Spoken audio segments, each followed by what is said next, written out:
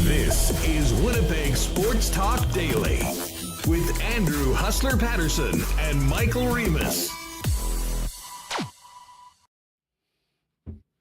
Hey, what's up, everyone? Hope you all had a very happy Thanksgiving.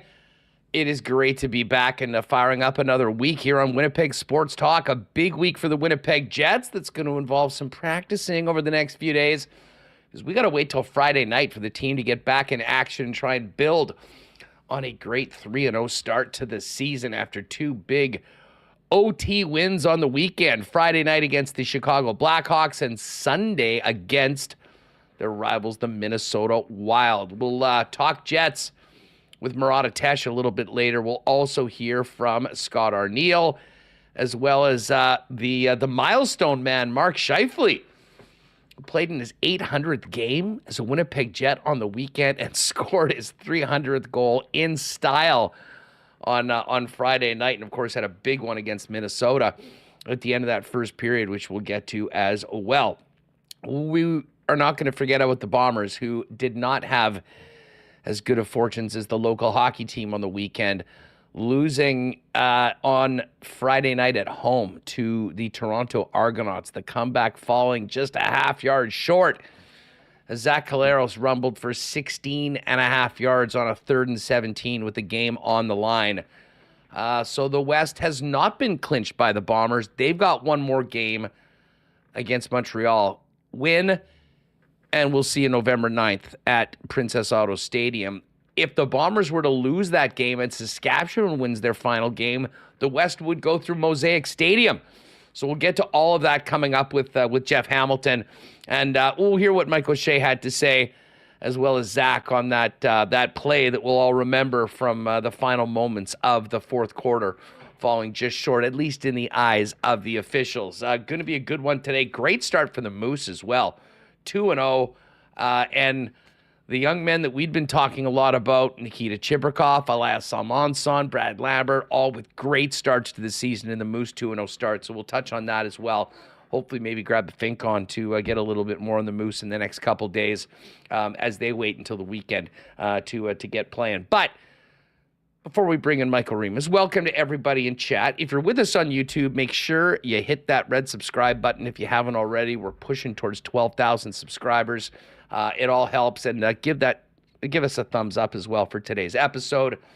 And shout out to all you podcast listeners that make Winnipeg Sports Talk part of your day. Check out the YouTube sometime when you're maybe around a computer or on your phone, able to watch, and give us a sub there as well. And of course, if you are watching on YouTube, you can find the audio version of WST every afternoon. Just search Winnipeg Sports Talk wherever you get your favorite podcasts. Huge shout out to all the sponsors that make the show happen each and every day. We'll have a new episode of CFL 110 tomorrow, brought to you by Garage Living Winnipeg. Also want to thank Princess Auto, Coolbet Canada, the Winnipeg Jets, Rolly's Transfer, Consolidated Supply, and Manitoba Battery, Canadian Club, Wallace & Wallace, F Apparel, Little Brown Jug, Royal Sports, Boston Pizza, and of course we'll get to a why not question of the day for our friends over at Not Autocorp at Waverly and McGilvery. Get in here, Michael Remis. How was your long weekend? It's great. Had a couple of family events. Took in Boo at the zoo as well. And thankfully we were off yesterday because I went on the Sizzler ride there, and it took me out for a while. Sizzler? Yeah, my son wanted to go. And, man, they don't stop that thing. Describe the Sizzler to me. I'm not familiar. You're going... It's like slamming you all the way forward and then doing very tight circles for an extended period of time. And like all the dads who went with their kids, I was like, we're just done, bar. Like after it was was rough. So I needed that day yesterday to recover from this thing, and I'm feeling good. I like the fact that Evan seemingly does not have any fear when it comes to these rides or not. It's more dad that doesn't want a part of it. But again, you got to be a good dad. Mm-hmm. You can't be chickening out when a 5-year-old wants to do something.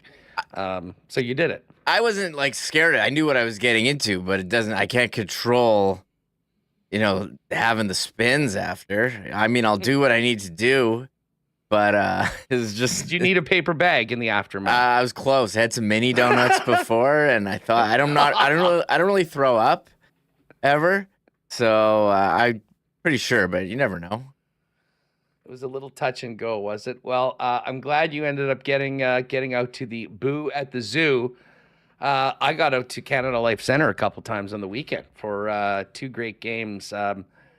Really, really fun one on Friday night with the home opener. And I mean, I'll say this, the game itself, both of the games, I mean, these were not ones that will be at the end of the season talking about the incredible 60-minute entertainment value, I would say. It got a little dull a couple times in both of them. But what everyone is going to remember is to how they finished. And, after the way the Jets beat Edmonton on Wednesday night in game number 1, putting up a half dozen, I think we sort of felt that, okay, perfect. You got Soderblom in net. Home opener. This is going to be the night that the offense just kept on going. It didn't as much. But then late in the third period when they needed it, Nikolai Ehlers to the rescue. It was interesting, and we'll hear from Scott Arniel a little bit later on some of the moves that he made. In the third period when the team, and I think we're starting to learn some more tendencies of Scott Arniel. It might be a little different than what we saw from Rick Bowness. In that third period with the team down 1-0, Nikolai Ehlers took a couple shifts with Adam Lowry and then was on the ice with the extra attacker, ended up, getting the puck, centering it to Mark Scheifele, who made no mistake to tie the game. And then once you get to OT, I mean, it becomes a time where Josh Morrissey, along with 55 and 81, Mark Scheifele and Kyle Connor take over. And that happened twice on the weekend. But right now, Remis, it's about getting 2 points. The Jets were able to do that. And then a very similar result on Sunday against the Minnesota Wild, who were playing without Joel Eriksson-Ek. Like Connor Hellebuck, who is the second star of the week. The funny thing about Hellebuck's performance so far this weekend is that both of the goals that actually went in on him so far this season were ones I think he probably saved 98, 99 times out of 100. I mean, the Donato goal against Chicago was just, a good shot in a spot that, Hellebuck just didn't have covered. But more often than not, he's making that save.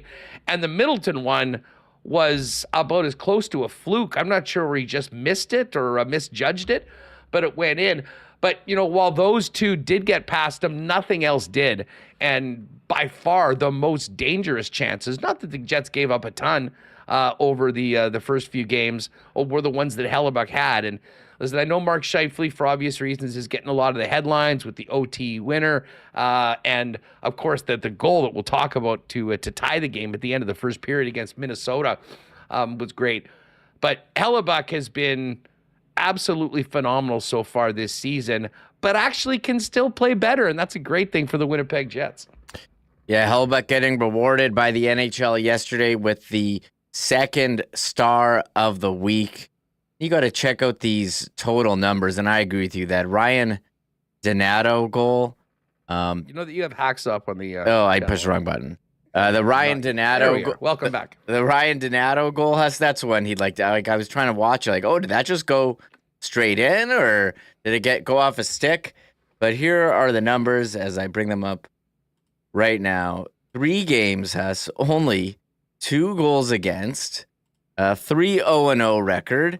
That's a .66 goals against average, .976 save percentage, and you got the fancy stats here: 4.8 goals saved above expected. So what, the Jets are playing really strong, 5-on-5 limiting chances, and Connor Hellebuck has picked up where he left off. And just back to Friday. I mean, the home opener is always a great time. They got the Toque giveaway, the player intros. We got to learn some of their, or all of their goal songs, which was very well done. Each player coming out to a specific song.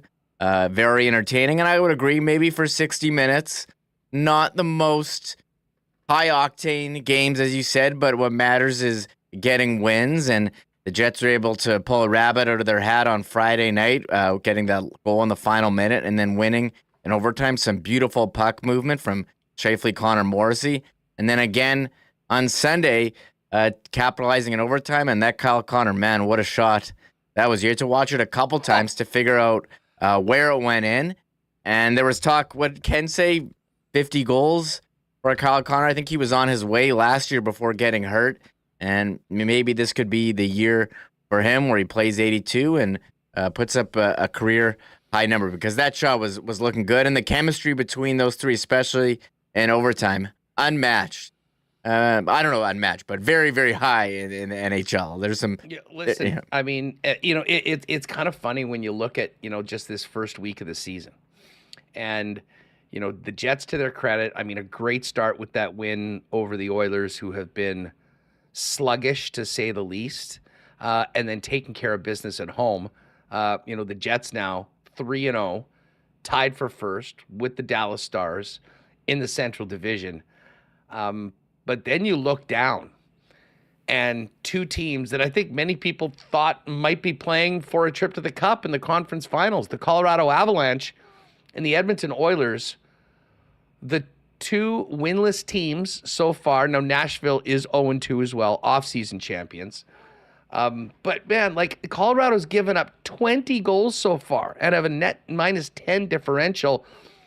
And the Oilers are even worse. They've given up 15, but only scored 3 right now at -12 and are now 0-3 on the season. And, while I think there's plenty of time for these teams to right the ship, God knows we saw it last year with Edmonton, getting off to a good start, we know, is important. And, the Jets have done that, and I think the Jets have a big opportunity with the Sharks coming in on Friday night and then the Pittsburgh Penguins on Sunday to kind of build off this 3-0 start and put themselves in a really good position early on this season in the Central Division before hitting the road. And, the schedule might get a little tougher. Yeah, and I think you look at, some of the Jets, I already seeing it in chat, they haven't really scored that much at 5-on-5, or haven't really scored that, the last 2 games, but you scored 1 goal in regulation. I mean, long term, that's not a great sign of success, but you know what? It's early.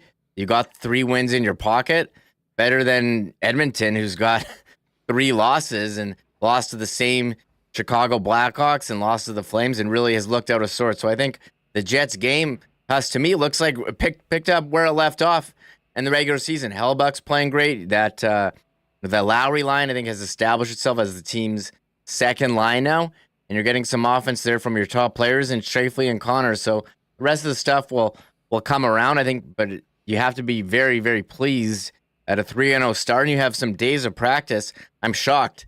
The game Sunday, and then the next game is here on Friday. I mean, nice to have Friday night games for sure against San Jose, who we know, not one of the top teams in the NHL, but hey, there they are, second in the West. Can we start giving the Jets a pat on the back? +8 goal differential, 3-game win streak. And yeah, there's some other teams who aren't as fortunate. How about Colorado off to an 0-3 start? And their goal differential is -10. And Cale Makar came out after yesterday's game and said they would have done way better if he wasn't on the ice. That is, a Norris Trophy candidate defenseman saying that. So I think the Jets are happy. They know there's areas for improvement. We didn't even talk about special teams. Penalty kill has been perfect. Power play, scoring goals. So there's definitely a lot to like here with what we've seen after 3 games. Yeah, and I would argue at 5-on-5, the Lowry line's been the number 1 line. It is sort of funny that the goal that the Jets scored to tie the game up on Friday was a 5-on-5 goal. It was a 6-on-5 goal with the goalie pulled. And the goal that they scored against Minnesota in the first period on Sunday was a 6-on-5 goal. How about Scott Arniel pulling Hellebuck with 2.9 seconds left in the first period, Adam Lowry winning the draw and Scheifele sniping right under the wire to tie the game. And I think this is, I mean, listen, if you want to be, I think anyone should be glass half full when you're 3-0, but there's a lot more to come from this team, hopefully, especially in the top six. And we'll get into it with Murat a little bit later. I mean, I think the Perfetti, Ehlers, Nemetsnikov line has not gotten going at all right now. And listen, the Scheifele line at times has had their moments. It's not like they've been just, hemmed in their own end and been chasing the puck the entire time. But, I mean, I think that they certainly have more to give. And, who knows, maybe, especially because of what isn't happening on the second line, third line, whatever you want to call it, the Vlad line, whether they work on some different things or they just come back in for these next couple games.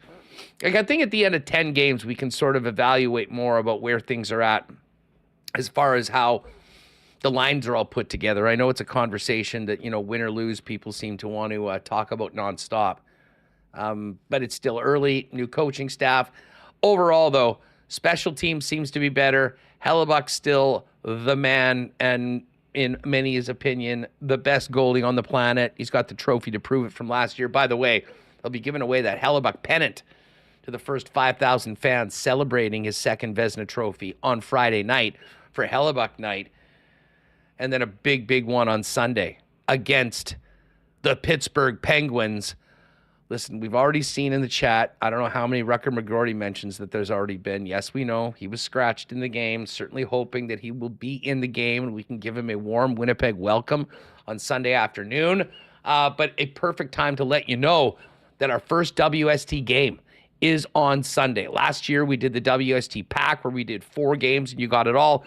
This year, we wanted to include as many people as possible that maybe weren't able to commit to 4 games. And the first game is this Sunday. Brian Little Day, celebrating the great career of Brian Little, who's signing a one-day contract to retire a Winnipeg Jet. You got Sidney Crosby, and we'll see whether Rutger McGroarty is in the lineup in that one for his team, the Pittsburgh Penguins. He played in the first 3, sat out yesterday, so that will be up in the air. What you want to do is, if you're watching on YouTube, you can click the link in the description and get there. If you're listening on the podcast, real simple. Go to winnipegjets.com/WST. Click on the link. They've got all 6 of our games. We'll have 1 game per month that we'll be doing a group for. So grab some friends, grab the family if you want. Every ticket will come with a beverage. You'll just use your Jets 360 app for that.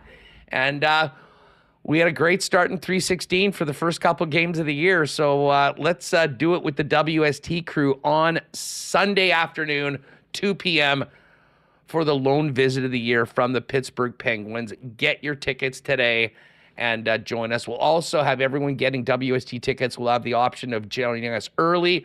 We'll jump in about 12:30 before the doors open and kind of set up shop in that bar on the upper level, just outside section 316 where we're at. So winnipegjets.com/WST. Jump on those seats. Join us on Sunday. And, oh, man, what a great game to start things off, Remis. And as much as I know everyone is sort of chuckling that Rutger got benched or whatever was in the press box yesterday, I'm really hoping that he is in that lineup. I mean, we're going to have to, what are we going to do our tribute video for if he's not going to play?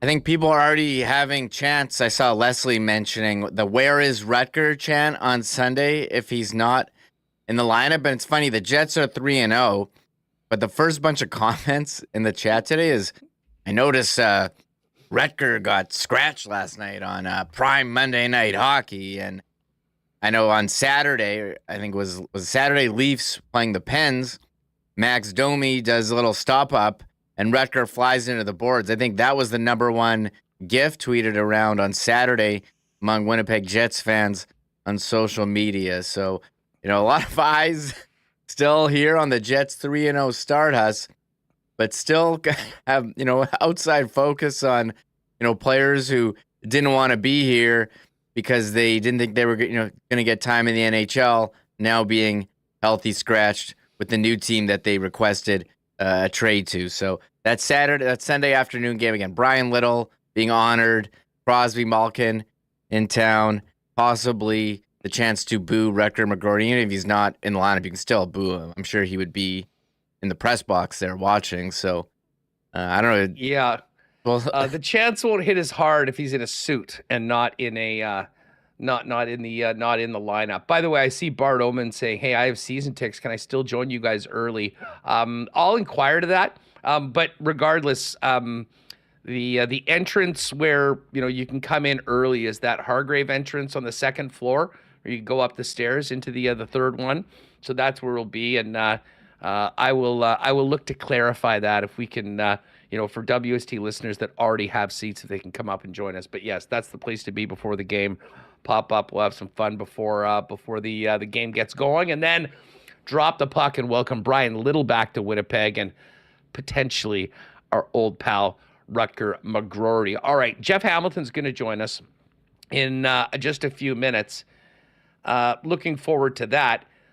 We'll be doing a new episode of CFL 110 tomorrow from Garage Living Winnipeg. And I know I just got a message from one of our loyal customers that they had the Garage Living truck down working on their garage. Listen, we've been getting great feedback from this year, and right now the push is on. If you want to get that garage renoed and have a clean, organized garage before the snow flies, give Pat and Garage Living Winnipeg a call at 999-1234. They've got an innovative solution to all the clutter and the mess that sometimes the garage turns into, and it's called Slatwall. Dozens of hooks, baskets, and shelves that clip into it to get everything off your floor. There's a cool golf club caddy and tire racks to store those winter or summer tires. And you can do as much of it or as little as you want to fit in your budget. Don't miss your chance to clear the clutter, organize and beautify your garage with Slatwall, as well as polyaspartic floor coating, made in Canada, premium metal cabinetry for a total garage makeover. Check out their amazing work at their website at garageliving.com and give Pat a call, 204-999-1234 to book a free in-garage consultation or make an appointment to meet him in their showroom at 981 Main Street. Garage Living Winnipeg, garages made for living. And hey, folks, if you have a move planned, take as much of the stress out of the move as possible with the most trusted name in moving, our friends at Rolly's Transfer. And a special shout out to our pal Dallas, who is making a move, a very loyal WSTer, and sent a picture over the weekend of the big Rolly's truck, helping he and his family with their move. Always great to see it, and we so appreciate our listeners and viewers supporting our great sponsors. But there you have it. On to the next one for Dallas, doing it with the gang at Rolly's Transfer. Now, what you're going to want to do, you can see it right there on their truck, www.rollies.com. Check them out. They're family-owned, doing it for over 60 years here in Winnipeg.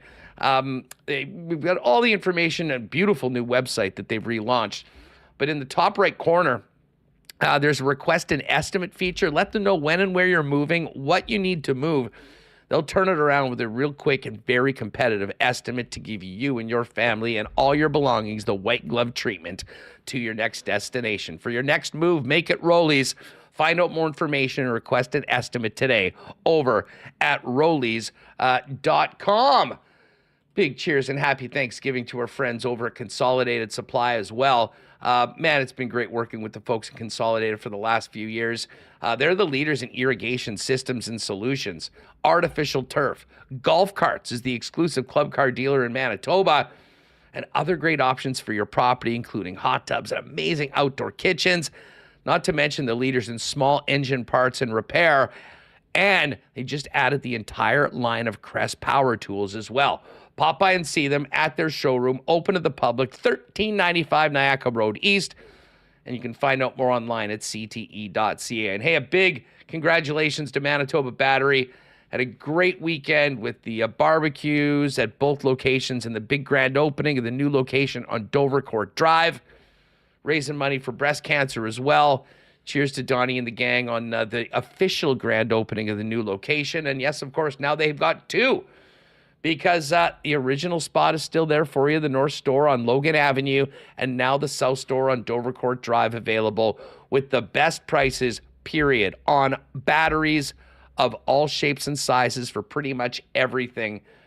You'll be able to shop local, get the best prices in town, beating the pants off the big box stores. And even better yet, we know how busy you are. If you can't make it down to one of the two locations, give them a call or order online at manitobabattery.com, and they'll deliver them to you for free anywhere inside the city of Winnipeg with any purchase over $60. It's just that easy. For all your battery needs, keep it local. Shop Manitoba Battery, Logan Avenue, Dovercourt Drive, and online at manitobabattery.com. All right, let's get to a little bit of audio from the weekend. And we talked about the face-off goal.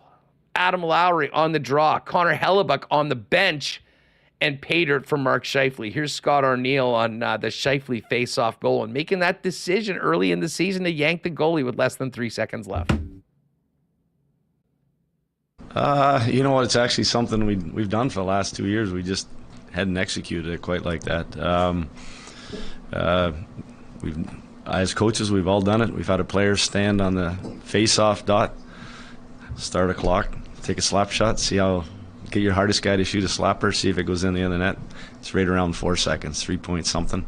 So usually anything above, we kind of stay away because we don't want it to go the other way. So at the end of the day, something bones, we had done it. I've done it in lots of different places, and you know what? It was the perfect. Lau won that, real quick, and then we had a good screen at the net, and Scheif got it off quick.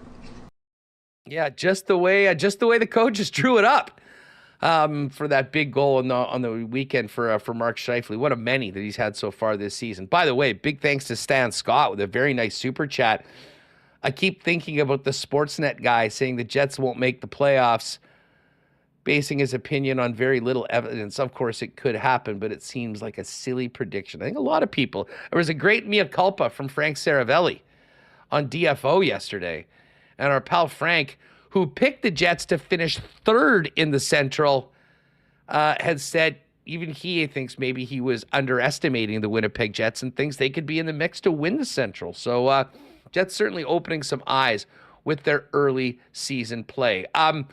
PK has been untouched so far this year. Connor Hellebuck's had a big part of that, but Scott Arniel spoke about his penalty-killing units as well.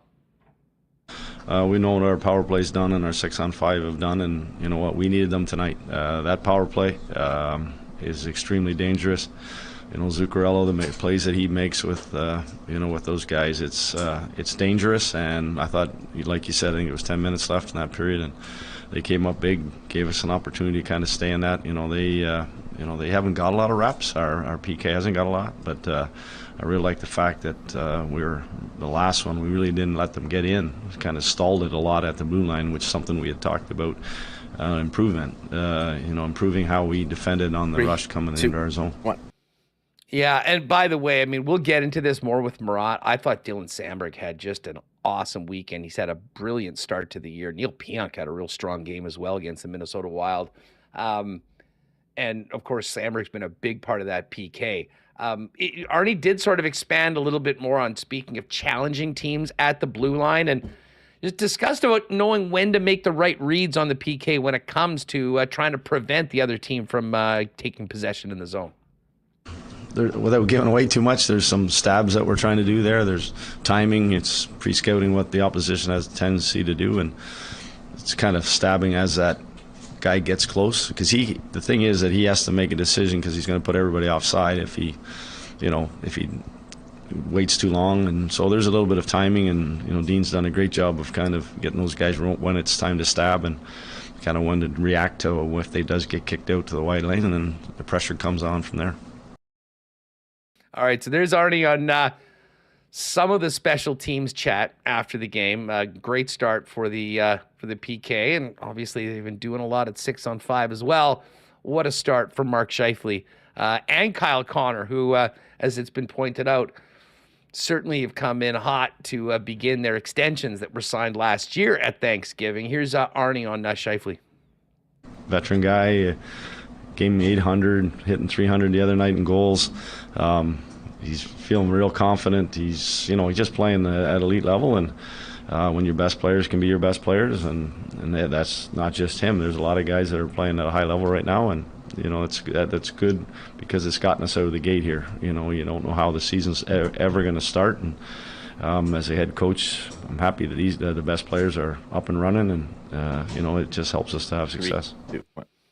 Yeah, it was a pretty special weekend for Scheif, and he got a really, really nice ovation and seemed to really appreciate it on Sunday afternoon from the fans that were in attendance at Canada Life Centre, announcing both the 800th game, but also the 300th goal, Reem. And again, they came fast and furious on Friday, tying the game up and then scoring it in OT. And he did the interview, which if you haven't been to a game so far, a real nice addition. I mean, Sarah not only is part of the TSN broadcast team, which I think is going to make fans very happy watching on television, but a live in-arena interview with one of the top stars after the game. And Mark was the guy.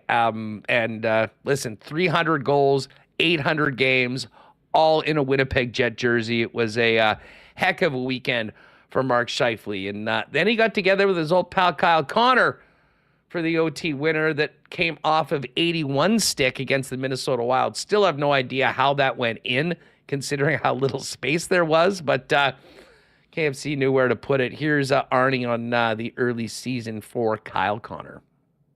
He's a shot volume guy, and then you saw it at the end. Not many guys can stand still and whip that like he does, and to score that goal. But he's a guy that shoots from all angles, all places. He did it the other night, actually. He had a bunch that kind of couple off the mask. I think he threw a couple off the shoulder. His release is so good that you want him to do that. You don't want him to not take his shots. And when he's on, he's finding holes, he's finding places on the ice so he can get that shot away. What is it about Scheifele that really amplifies Connor's game in those situations? Well, there's a chemistry there. They've played together. I think him being a right-handed centerman, if it's on the rush, Casey he's got quickness. He's got good burst. He'll find him. Scheif's pretty good at passing and find him when it comes in the offensive zone. Casey does a great job of hiding and kind of darting in and darting out. Gabe kind of distracts people because he's around the front of the net, and if you leave him alone, then he has his plays that he makes. But Casey does a great job of not staying in one spot. He's always on the move, and Scheif finds a way to find him. All right, so there's Jets head coach Scott Arniel on Scheifele and Connor, who were all over the score sheet. But overall, this team has, in a lot of ways, sort of picked up a lot of the good that they did last season through the regular season, and already talked about carrying over the team's identity that was built last season. Right from day one of training camp, we weren't going to get away from that. That has become our identity. It's something that anybody that was here 2 years ago, it's what we try to ingrain into them. That's how you win in this league, and you start there, and then all the other things have to come into play too. But if you can't defend, you're going to make for long nights. Being a coach, I can also say that we did give up some chances that I didn't like, that were kind of rush chances, a little what we did the other night against Chicago. We'll kind of work on that this week. But all in all, if you're, as a group, each unit goes out and tries to stymie the opposition, all it does is leads to ozone time, and that's the biggest thing for me. Again, that's 2 nights in a row where we spent a lot of time in the opposition end, kind of wearing them down. It's like one line after another, and that just frustrates the opposition. And I'd like to see some of them go in so that maybe we're up 5-0 after the first instead of down 1. But at the end of the day, we're building, and I like what we're doing. Now, listen, both of these games were tight, maybe tighter than the coach would have liked, but the team managed to get 2 points and has been dominant in 3-on-3 overtime. Arniel also talked about just the Jets, early on in the season being comfortable in these tight games. Yeah, that's kind of the learning curve, that if you're going to play the way we play, that's the growth that has happened, and it's buy-in. The biggest thing I think that probably can throw at all the guys that are big minute guys is the buy-in that we're getting from those guys, and whether that's defensemen, whether that's forwards, they know that, okay, what is my recipe to have the puck on my stick more often, and they're buying into that, and that's how it's happening. We're having success with it. All right, so a win so far. The one thing I'll say about both of the games, and they're in the division, a Friday night game and then Sunday against Minnesota. I don't know about you, Reem. I was a little surprised that just the lack of emotion in these games. And listen, I know it's very, very early in the season, and maybe I wasn't so surprised about Chicago because this is a young team, a lot of new players. I mean, they haven't been good for the last few seasons. I was a little surprised at just how tame that Minnesota game was. And listen, the Jets are not the only team that have been in games like that so far. I mean, talking with Dusty in Edmonton today, I mean, that's basically been what the Oilers have been so far this season, including the Battle of Alberta, which I think surprised a lot of folks. And then you look and see, that game between Florida and Boston, and you realize that there's a whole nother level of intensity, I think, that is still to come, as this season continues. But one thing that, certainly the Jets can look to improve on is getting more, from, a number of players, including the Nemetsnikov, Perfetti, Ehlers line. Here's what Arniel had to say about them so far this season. I thought they played faster tonight as a group. I thought they, there's lots of situations where they attacked that the lanes were filled coming through the neutral zone. But you're right, there was some building there. We met yesterday. Those guys are taking full ownership on where they're at, but we're 3 games into it, and I think that they're still growing amongst each other. And it'll hopefully the biggest thing is they just need to get rewarded. They need to get one. And Fetz had a great tip there in the third. I thought maybe that would be the one that might boost it, but just keep doing what they're doing, and hopefully they'll get the results. So there's Scott Arniel. We'll get back to the Jets in a few minutes when Murat joins us and get Murat's thoughts on the 3-0 start and look ahead to this weekend. But we're going to talk to Jeff Hamilton right away from the Winnipeg Free Press on the Bombers' predicament after that 8-game winning streak was snapped Friday night at Princess Auto Stadium. Here's what head coach Mike O'Shea had to say on Friday's game. Better second half. Not good enough in the first. We'll look at it tomorrow and make some corrections, and away we go. So the first wasn't good enough. What, anything in particular stand out to you? Well, I thought we had opportunities to score points, and we didn't. But then again, our defense took away some of their opportunities too. Both defenses, I thought, played pretty damn good. So there is a Coach O'Shea, and here's one from Zach Collaros. As I mentioned in the open, the Bombers, got close and then had the ball at the end. But unfortunately, a 3rd and 17, a run of only 16 and maybe 3/4 yards, just not enough to get it done. Here's what Zach had to say about that play and the game overall. Yeah, I don't know what they're looking at regarding the challenge, if my foot was out or not. If my foot wasn't out, I don't really know what the rule is. So, yeah, it was clearly past the line if my foot wasn't out, but I couldn't tell on the screen if my foot was out. So we got to make plays earlier in the game. There's opportunities to take a lead there in the first quarter. Defense, special teams did a great job offensively. We got to finish drives, score touchdowns, not turn the football over in the score zone, all those things, right? What is it about that Toronto front seven that's made it so difficult on your club this season when you consider how both games against them went? They're good up front. They're very good up front. They have a lot of great players. That being said, I'm sure that you'll ask about the sacks in the first half. I would say at least half of those are on me. So got to watch the tape and just trying to do too much. There's Bomber quarterback Zach Collaros. Let's welcome in the Hammer, Jeff Hamilton from the Winnipeg Free Press. New edition of CFL 110 coming at you tomorrow on Winnipeg Sports Talk right after WST. Hammer, what's up? How was your long weekend? Oh, hold on a sec. I have him muted still. Sorry. The director has muted me, Huss. Yeah, I know. He's muted. No, it's okay. It's weekend was great, man. It was, for a long weekend, it felt too short. It was full of sports, full of some good viewing and overall decent weather. Got to spend some time with family, which was awesome. But yeah, man, ready to get back to work, which doesn't officially start for me until tomorrow. So I have another day off today, which has been nice. Well, it's nice. It's always nice to ease out of a long weekend into a day off. So I'm envious of you. But that being said, I was looking forward to the show today for a number of reasons. Obviously, it went great for the Jets with the 2 wins at home. For fans that were at the hockey game, like myself, paying close attention to what was happening with the Bomber game. We got out of the seats. And shout out to everyone up in the upper bowl. That was a real fun scene in and around the TVs in the bar at 316, about 100 of us watching the end of the Bomber game. And it seemed like this team was maybe going to, like the Jets, pull one out of the fire. And, they got the ball back. And then the next thing you know, it's a 3rd and 17, which they didn't want to be in, that fell just short. We could talk about that play in the end of the game, Jeff, but I mean, how did they get there? And the most concerning number of all, and Zach Collaros mentioned, giving up 7 sacks in a game has not been something that we've seen a lot of lately. I mean, credit to the Argos, or were the Bombers just not at their best? I mean, how did they get into the predicament that they were in trying to come back late in the game?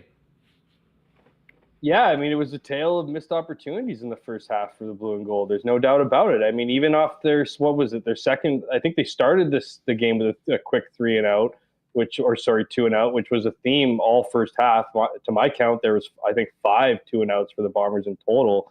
That doesn't, for the second series, it was what was a pretty decent return from Lucky Whitehead that was boosted by a penalty, an extra 15 yards, actually started on Toronto's side of the field on their 54-yard line, and true to form with this, what was turned out to be a theme in the game, Zach Collaros was sacked for 8 yards, and they were out of field goal range and punting the ball back. There's, of course, the Brian Cole forced fumble recovery by special teams comes up big, gives the Bombers the opportunity on the doorstep, and Terry Wilson can't punch it in 2 opportunities. So, similar story down on the other end too. The Bombers also had a goal line stand. It was a defensive effort, and that's not something you hear too much of in the CFL. That is, as we move towards more scoring in all sports, particularly this 3-down game. But it was just a dog's breakfast of a game. And by the time, the Bombers were figuring things out in the second half, they did play. The offense certainly played better. What was it, an 8-minute drive?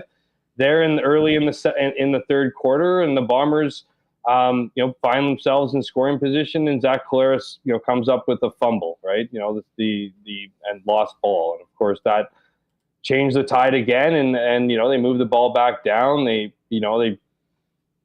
try to make a comeback. It looked like at the end there, Huss, that this was a team that was probably going to get it done too. It didn't look like either offense deserved to win the game, and then the Bombers get that opportunity down the stretch late in the game, and I think it's a real, speaking of dog's breakfast, it's tough to find out where the ball went out, especially when you don't have the cameras that would show that. What's the eagle view or the bird's eye view or whatever that camera is over top? They only have those for select games in the season. That would have certainly benefited the Bombers, at least, had they had a better angle there. But gutsy effort from Zach Collaros as far as sticking in there and taking the hits that he did, but it wasn't a good performance by the offense, and really in a game where the Bombers were, had prime opportunity to go into the bye week, having wrapped up the West, make their last game against Montreal a nothing burger. Here we are waiting to see what will happen here next week as the Bombers are off, seeing if they can get the help without it. Well, the funny thing is that that's not going to happen this week, because this is all coming down to the final day of the regular season. Both Winnipeg and Saskatchewan are on the bye next week. So, we're going to wait till the final 2 games of the year. Saturday, October 26th, the Bombers and Montreal are going to kick off at 2 o'clock. And then the Saskatchewan Roughriders will be watching that game to see whether their game matters, because if the Bombers can't get a win in Montreal, the Riders, who went 2 months without winning a football game, could actually win the West. And listen, regardless of whether it's Winnipeg or Saskatchewan, they both went through long periods where they weren't particularly good and not getting the results. But it just speaks to the weird season that we've had in the West, that it is going to come down. And 2 teams that were both very flawed at different times of the year both have the opportunity to rest in the semis and welcome in the winner of the West semi for a trip to the Grey Cup in Vancouver. Well, and here we go. As you mentioned, it's going to go down to that last game because, as you said, the Riders also have the bye week, and just I don't want to say the Bombers' luck as if they have a ton of bad luck. They don't, but the Riders are the last game of the weekend, and the Bombers are the second last game. So the Bombers would probably have liked to know, what their situation would be in that game, just so they can figure that out. But I don't know if they would really have to. Do you think the Saskatchewan Roughriders are going to lose to the Calgary Stampeders in the final weekend when it matters? No, I don't think they were or are. So the pressure is a bit on here, Huss. I feel like over the last couple of weeks, it was being talked about as a bit of a foregone conclusion. And we talked about on CFL 110 last week, just how the biggest threat being the Riders and finding their form. And that's certainly been the case over the BC Lions this week. And there's nothing to think that they won't take care of business at Calgary. So will be interesting to see what Montreal does in that final week, because, we talked about this before. Yes, they have wrapped up the East, but, Jason Moss has been pretty clear. He hasn't loved the way his team's been playing of late. He wants them to be, feeling good. He knows the power of feeling good going into the playoffs and what it can do. This was his team that reeled off 7, 8, 9 straight victories heading into the playoffs, and then obviously did their damage en route to winning the Grey Cup last year. So they're going to want to be feeling good. They're not going to want to give the Bombers an easy pass to the Grey Cup. Whether or not that means dressing all of their players for the entire game, we'll have to wait and see. But certainly some interesting intrigue that I'm not sure that many thought we'd be at. I don't think the Toronto Argonauts were viewed as an easy game or certainly not a free spot on the bingo card. And we've always seen these teams do wild things. Both games this year have been wild between the Argos and Bombers, but at the same time, I think just given the opportunity, the way the Bombers were playing, were rolling, going into the bye week would have been nice to take care of business. But here they are going to be thinking about that, about wrapping things up when they get back. Well, and you know what is something else, and I guess we can get into this a little bit more in depth tomorrow. Montreal has clinched the East. They have no buys left. They are traveling all the way out to BC this weekend to take on the Lions, who have a mess of their own on their hands, trying to figure out who they are going into the playoffs. But Montreal plays BC and then has the home game against Winnipeg and then has the bye afterwards. And I know you brought this up in previous weeks. Often we'll see teams sort of rest their starters late in the game, or late in the season. With the fact that the bye comes after the Winnipeg game, I think there's definitely a possibility that the starters play in that final game before having the bye and then hosting the East final. And I think we'll probably be able to tell quite a bit from what Moss does this week against the BC Lions. Because if they were looking to rest guys, there is an argument that doing it this week for the long travel out to BC makes more sense, and then have your guys play, try to stay somewhat fresh before you have a bye week and then host either Toronto or Ottawa. Makes a ton of sense. And when I think about it, it's probably what the Alouettes are going to do. I don't know why you would, as you mentioned, Tuss, the travel all the way from Montreal to Vancouver. That's not going to be easy travel. There's the risks, the injury risks that come with long flights and cramping up and all those things. And I'm sure they got a handful of guys that are dealing with things. And then it goes to the fact that you don't really want your guys sitting idle for weeks on end, right? You don't want them sitting out that final week of the regular season, then sitting out obviously the East semifinal, and then waiting what would be about 3 weeks to a month before you actually play a physical game would not be I don't think it's a recipe for success. And as I mentioned on the show, Jason Moss takes after a lot of what Mike O'Shea does, and we've seen the Bombers in the past do just that. When they've locked up the East with games in hand, they've usually played that second last game and then sat guys out that second last game and then played a lot of their starters in that final game. And again, that could very well be the situation for Montreal, whether or not the starters play all the game. I think it would be of great value to Montreal, regardless of what format you want to play with the majority of your starters are not, getting guys into the lineup, getting them real live bullets, reps, seeing things on the field, not just in the practice field. We know that's what's been benefited the Bombers throughout the entire season as they have navigated several injuries in their lineup. Now you see guys that are making big plays, or when injuries occur, guys popping in there and be no worse for wear. I think that's the advantage that Montreal has had since wrapping up the East and will have here in those final 2 games. But to your point, if you were to take a full scale sitting, or to take a, giving guys, majority of your starters or guys who are banged up a week off, assuming that their injuries, aren't severe, you would probably want to do it the second last regular season game versus the last one against Winnipeg. Yeah, so, I mean, listen, we'll talk more about this tomorrow on CFL 110 and kind of see what the word is coming out of Montreal for how things go forward. That being said, I mean, Winnipeg not clinched yet, as we mentioned. Still lots of work to do.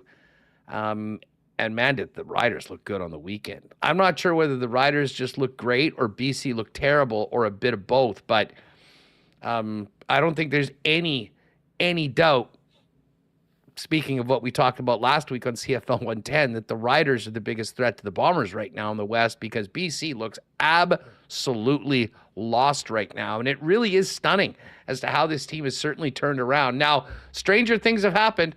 Teams can get hot at the right time. They've still got a chair at the table when the playoffs come, but I was shocked at just how they just had nothing. They had absolutely nothing. And then you add in, VA being the one that's leading the team and the hype thing beforehand. And just one of the weirdest seasons we've seen overall, but I don't think there's been a weirder season than what's happened in BC, considering the money they've spent, the guys they brought in, and the lack of results they've had since they had that great start. We'll get, like you said, probably dig more into this into the show tomorrow. But how do you not go back to Vernon Adams? It's not working. Whatever it is, it's not working. And you can point to, it's never one guy. So I'm not saying this is Nathan Rourke's fault, or singularly his fault, but it's not working. Like, you were winning games before he came on, and so far, with him, it's been 8 games now, at least 8 starts. It hasn't been good, and this is how do you not look at this and say this is the playoff game, right? I mean, this really was a playoff game for both teams, in that it assured one of the two was going to get second place. I mean, that to me, like, you were playing for significant gain in the standings. And when and now it looks like you're going to have to go back there and play. And so, when you look at the score, when you look at just how lacking the offense is, we've talked about their defense, and man, their defense is putrid. It really is. It's awful. Like, they're not a good defense. They don't have whatever it is, that continuity they've had throughout the years is coming back and burning them, it feels like now. Like, this is just not a good defense. They can't stop anybody. But now the offense isn't living up to expectations, and the offense isn't showing any kind of any kind of light at the end of the tunnel here, that this team is going to find a way to figure things out. And how do you not look at the Nathan Rourke acquisition as the catalyst? And I said this before, I don't think that you need to, just because you go back to Vernon Adams, doesn't mean that Nathan Rourke isn't your future, that he doesn't give you the best opportunity to win in the future, and all those things that you believe and still have to believe after signing him. You just got to look into this season. Like, clearly, you underestimated. I don't think Rick Campbell did this, because I think Rick Campbell understood the situation in his locker room to a certain degree, as far as how much respect that Vernon Adams had from his teammates. But you just see a team that's defeated. You just see a team that isn't interested in anything, it seems like. And that's a pretty strong indictment of the Lions. And it's really been since Nathan Rourke has taken over the offense that this team's just been, you don't know what you're going to get each week. And now you kind of do, and it doesn't look that great. And so, I don't think this is one where maybe it would be viewed as pushing the panic button, but the good news is you still have some runway left here in the season. It's not a lot of time, but there's a couple games here that you could maybe, right the ship here and try to get either a 2-quarterback system, or give Vernon Adams an opportunity to see what he can do, what he was doing before. Now, not right before. We know he was playing a large amount of that 25-0 game against the Bombers. Wasn't going to say it was all pretty before Vernon Adams went down, but it certainly looked a lot better and more consistent with him behind center, and with a guy who's now with the knee injury in his rearview mirror, how you're not thinking, considering, and doing so. I think the optics would be crappy and sucky, but the thing is you got to do what's best for your team, and sometimes that means admitting what the decisions you made earlier were wrong. There's no doubt the Riders are rolling right now. BC is in free fall, and if the Bombers can beat Montreal, they'll watch those teams go back at it in the West semifinal. But there still is work left to be done. Bringing it back to Winnipeg, considering the night that the offense had, considering listen, they took, I don't want to say a step back, but I mean certainly comparative to the last couple of games where the offense was absolutely rolling and put up about 80 points in their last two games. That there still is work to be done. I'm not listen. If the Bombers get the West, if the Bombers host the West final, that is the goal, and I think that's incredibly important if this team wants to get back to and win the Grey Cup. Maybe we'll look back at this as being a good thing, because we have often seen teams that are flying high for a long time get to a point where this is going to happen, and better it happened in the regular season than in the playoffs. And I do imagine that this will be a very, very focused team in a week of practice when they come back from this bye week, knowing what is at stake in the Montreal game. And then, of course, if they can win, earning another bye week to be nice and rested and prepared for whoever makes it to Winnipeg, if they can get that West final on the 9th here.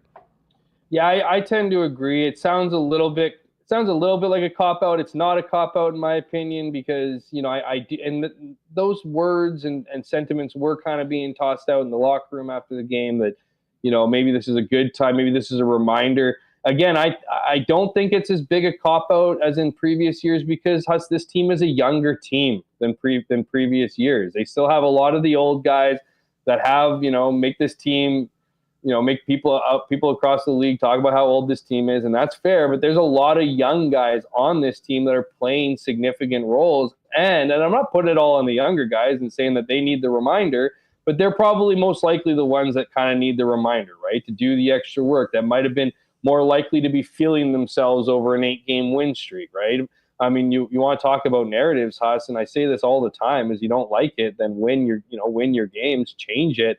It was before this game we were talking about how the Bombers' offense was lethal and how they were back and how they can beat you in various ways. If they want to attack you, they can attack you in the air, as we saw Zach Collaros' 6th touchdown game. And of course, what we've seen from Brady Oliveira has opened up that run game. And now here is a good defense, right? It's a good Toronto defense. It's a defense that wasn't just good on, they're good on paper for sure. Statistically, they led the league in a lot of different categories. They're a tough opponent. And Mike O'Shea said leading into that game that game was going to be decided in the trenches. Most games are, but when you have two teams whose identity is essentially to put their physical will over you, something's got to give. And in this case, the Bombers, whether maybe they ran out of gas, maybe there are some, maybe they were feeling themselves a little bit here, but I do think that, a reminder at this time of the season of what it feels like to lose, and what it feels like to put the work in, all week and then not have the result is a good thing for this team.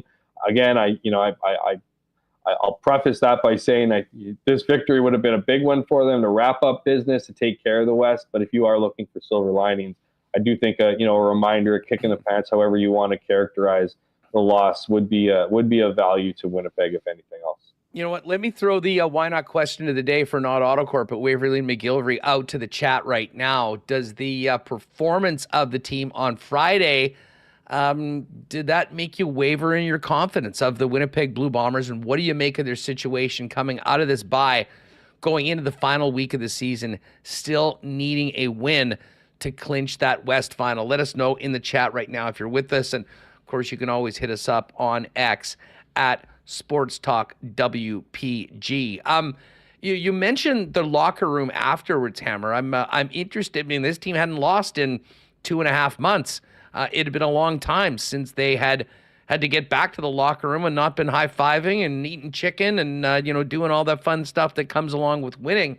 What did you observe, and what was the sort of sentiment of the key players involved with that tight loss to Toronto, knowing the opportunity that they had in front of them. Yeah, you know what? It was pretty measured, to be honest with you. Like, no one was excited or cheering and all that joy that you had spoken to a little bit there. None of that was existent, but it wasn't a beat yourself up.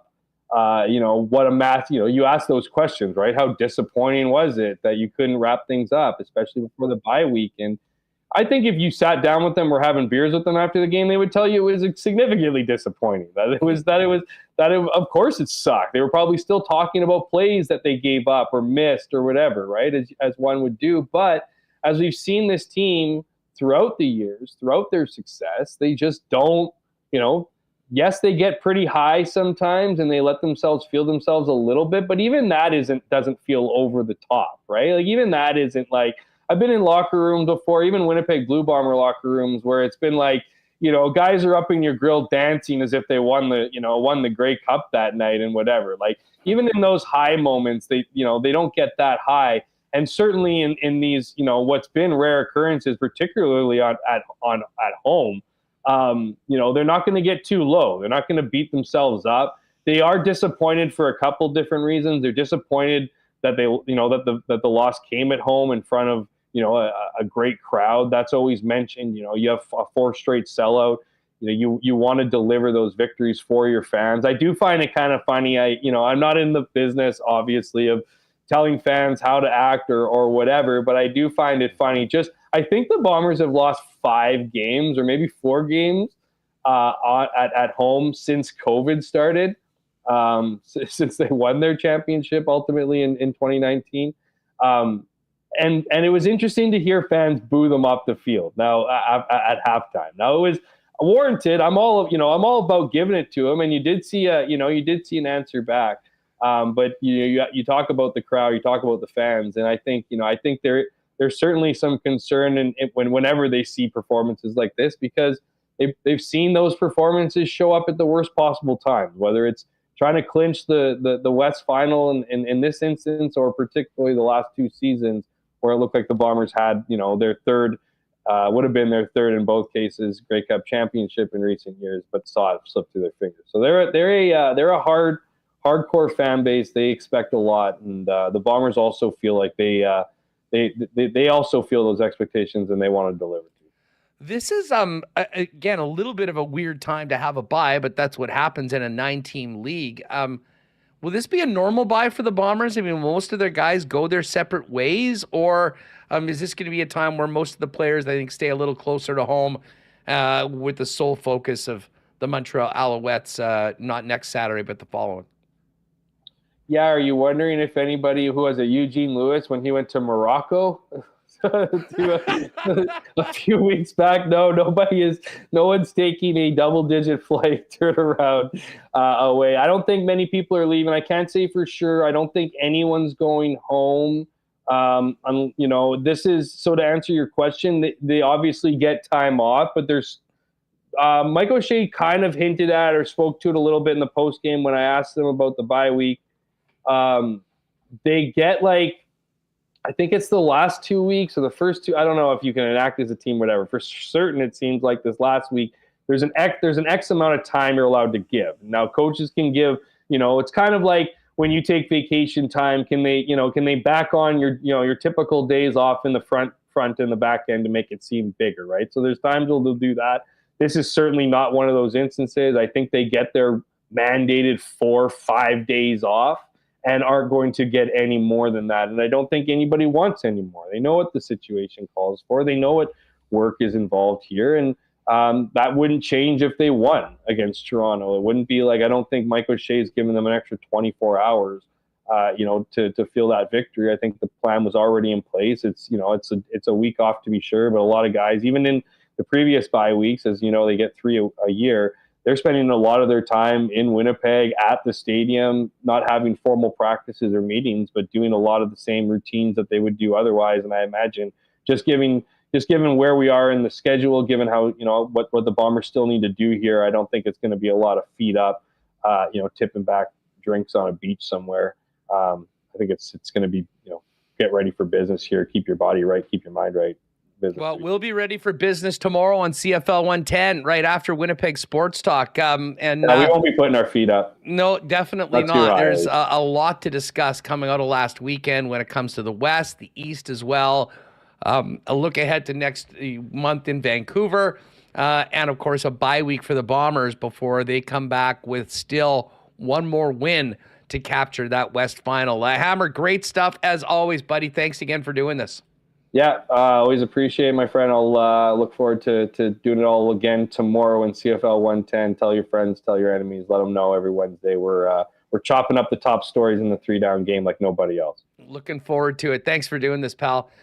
There is Jeff Hamilton. And perfect little segue. And we'll get some of your feedback in fan feedback brought to you by Fans First. Your best option for buying and selling tickets with no fees. What you see is what you pay. And of course, the majority of games, people utilizing Fan First to buy or sell their tickets for Winnipeg Jet games. But of course, they do with the Bombers as well, and got a really nice message from Russ, who said, I had a great interaction with Fans First last week. I had a pair of extra tickets late with no time to offer them to friends. It was really convenient to just set them up on Fans First price to go. Fans First even let you know that perhaps you've over or underpriced your tickets. And a rep texted me to make sure I didn't want more. 5 minutes later, my tickets were sold. They have optional process for you to pre-transfer your seats, and they only accept the seats if they're sold. The payment's sent to you through e-transfer, so no messing around. The money comes right back to you within a business day after the game. So great to hear your good experiences with Fans First. Less great experiences for people that were at the game talking about what happened with the Bombers on the weekend. But just looking at some of the fan feedback on it, we're looking at a number of people saying the Bombers have just become a little unpredictable. Well, I would say they weren't necessarily that unpredictable for the last 8 weeks, but they kind of were. They kind of were on the weekend. There's another one here. Zach was on the run all night, unfinished. The offensive line needed to be much better, but Zach also needed to throw a couple away. That's from Leslie Mitchduck. And Zach mentioned that himself, saying that of those first half picks, certainly maybe a few of them were on Zach for not getting rid of the football. Tons of great comments on this. And lots of stuff on the chip and the ball on that final play. Really tough. I mean, the bottom line is you don't want to be in that situation. And you don't want Zach Caleros having to run for 17 yards as well with the game on the line. And a little more, the key to success, better offensive line play, and of offensive efficiency. They were very efficient the last few games. It certainly wasn't today. And then a bunch of Jets topics, Jets feedback, which we're going to get to coming up in just a minute. Great stuff, though, for fan feedback. Keep it coming in the chat. It's brought to you by Fans First, by fans, for fans, no fees. Buy and sell your tickets online at fansfirst.ca. All right, we are going to get back to the Jets right away. Murat's coming up, but a great Bomber conversation with Jeff Hamilton, brought to you by Princess Auto. We will be back at Princess Auto Stadium. Just not sure whether it'll be November 9th for the West Final or whether it'll be the earlier week for the West Semi. Of course, the Bombers, as we mentioned, need to win that game against Montreal or rely on some help from the Calgary Stampeders of all teams. Don't count on that. But Princess Auto, great sponsor of ours, and the Winnipeg Blue Bombers is the home of Winnipeg Blue Bombers Princess Auto Stadium. 2 locations here in Winnipeg, founded and headquartered right here in Winnipeg. And Princess Auto has the best deals on the most unique assortment of tools and equipment around. Everything you need to complete the projects on your list or start something new is at Princess Auto. Panet Road, Portage Avenue West. You can always shop online 24/7, 365 at princessauto.com. Well, there was a lot of Canadian club enjoyed at the stadium on Friday. Unfortunately, just no celebratory toast to another Western Division championship. We'll wait for a couple weeks for that. But of course, Canadian Club is the official spirit of the Winnipeg Blue Bombers. It will be fueling many Bomber fans at at the playoff game, regardless of what date it is. And in the meantime, before we get back to Princess Auto Stadium, you can get the great taste of Canada's oldest favorite Canadian whiskey at your local Manitoba liquor marts. And don't forget, the next time you're popping into the beer store, keep your eye out for Canadian Club and Ginger Ale, pre-mixed cocktail in cans, available at vendors throughout the city. A huge thanks to the great people at Wallace & Wallace for their support of Winnipeg Sports Talk. Wallace & Wallace are the fencing and overhead door specialists in Winnipeg, serving the province since 1946. If you need the security and protection of a new fence, they've got you covered with vinyl, ornamental, welded wire, chain link, or wood fences. And if it's time to replace your garage door, Wallace & Wallace has Winnipeg's largest selection of overhead garage doors.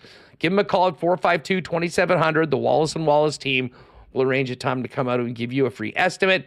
You can also check them out online at wallacefences.com, wallacedoors.com, or pop down to their showroom on Lawson Crescent off of Keniston. As we bring in Murat, big cheers to the fellas down at F Apparel, the #1 spot for custom menswear. As we get into the new season, if you're realizing you need to up your menswear game, get on down to F Apparel at 190 Smith Street. Custom suits starting at $400, along with chinos, golf pants, and custom shirts, both tucked and untucked styles, and an incredible selection of menswear accessories. Getting married? Make sure to talk to the guys about a 15% discount when the wedding party gets their suits at F Apparel. 190 Smith Street. Check them out online and make an appointment to come in for a fitting at that's EPHapparel.com. All right, let's welcome in Murat Atesh and get back to the Jets on a packed show today. Murat, what's up? Hope you had a happy Thanksgiving. Yeah, life is good. Thanksgiving was great. Just back from Jets practice.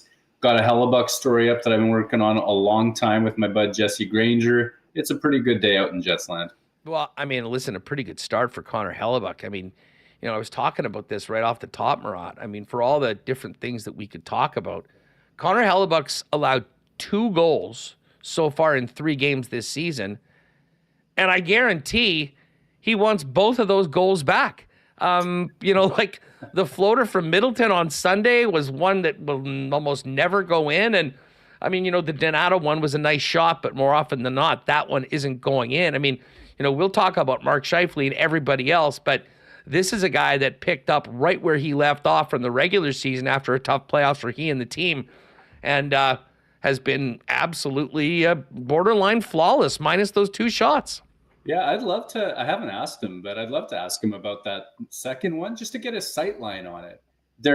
You could imagine that there's a stick or a body in the way at the moment of that Middleton release, but I don't know. Like, you can't be sure. And I didn't think so when I watched it live, but it's just so shocking that it went in. That, like, how and why, especially when Connor Hellebuck's playing that good and playing that well, I should say.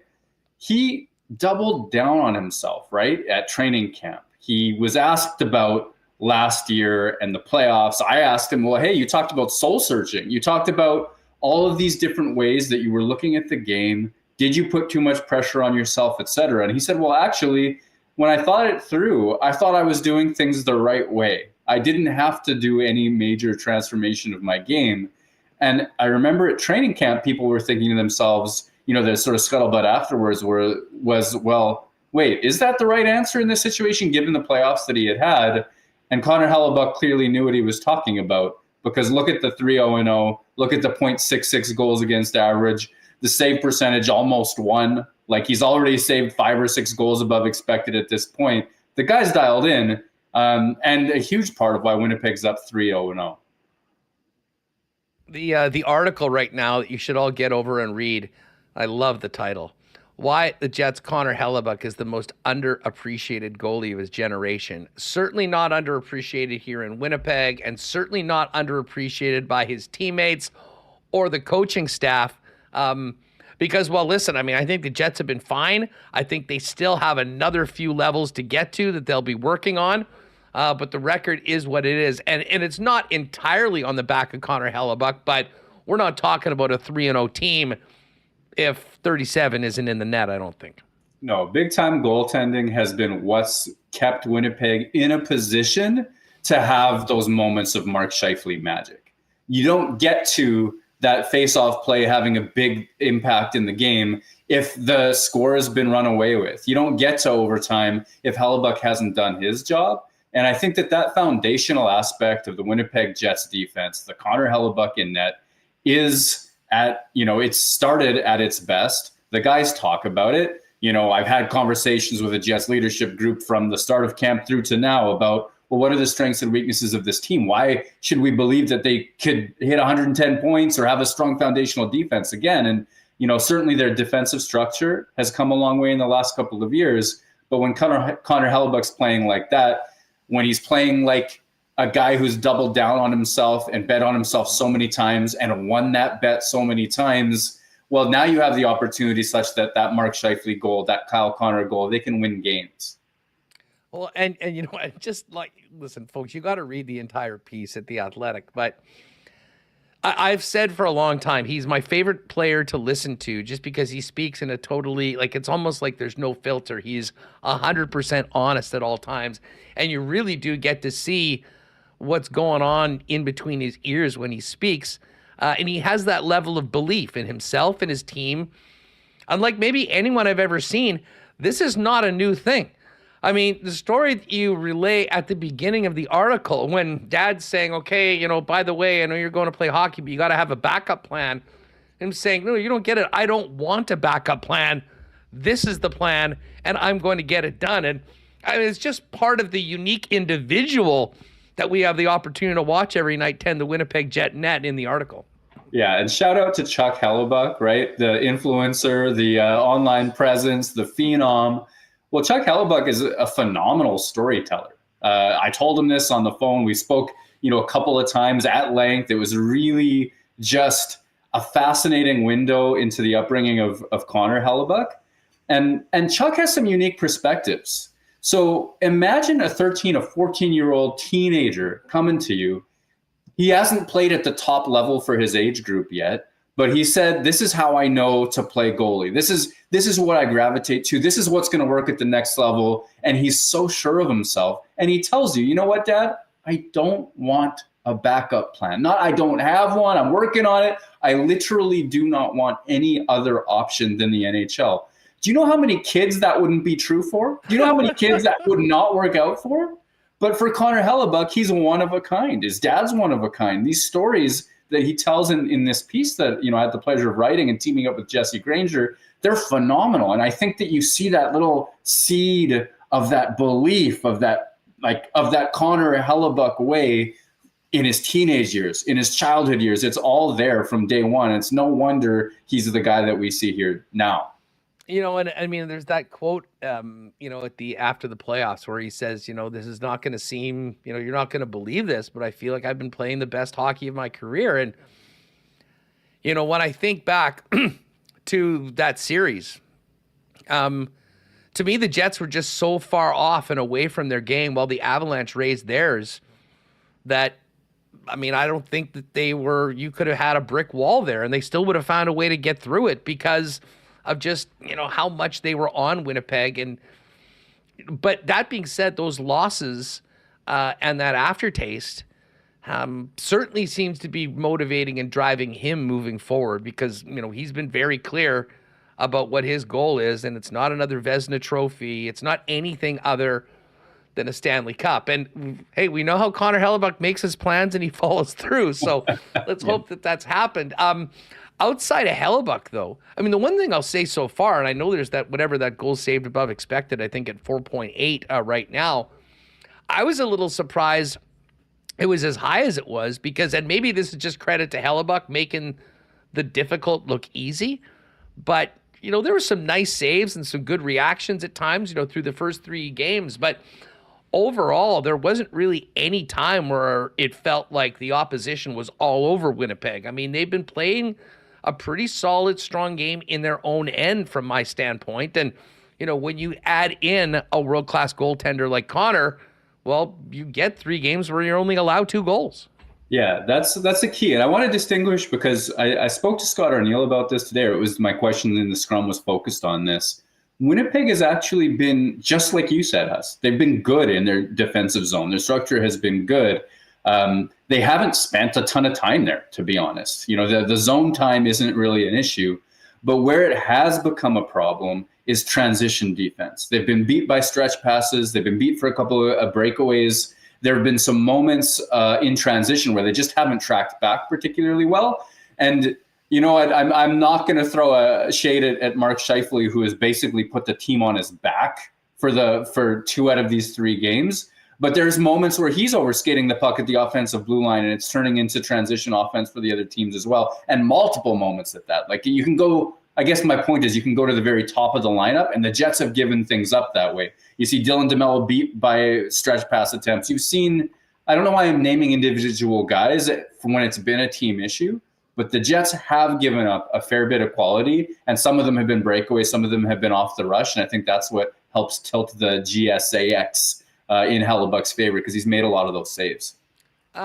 Overall, though, how do you feel? 3 games in, you're not complaining about the record for sure. There's been some really good, and there's been some other things that seem to be very much a work in progress. And as I said off the start of the program, big opportunity this week with the San Jose Sharks coming in, and then the Pittsburgh Penguins on Sunday, to build off this great start. But, I think anyone that follows this team regularly knows that while there has been some great moments, some big plays and clutch times, which has been huge, dominance at 3-on-3, which has certainly helped the record.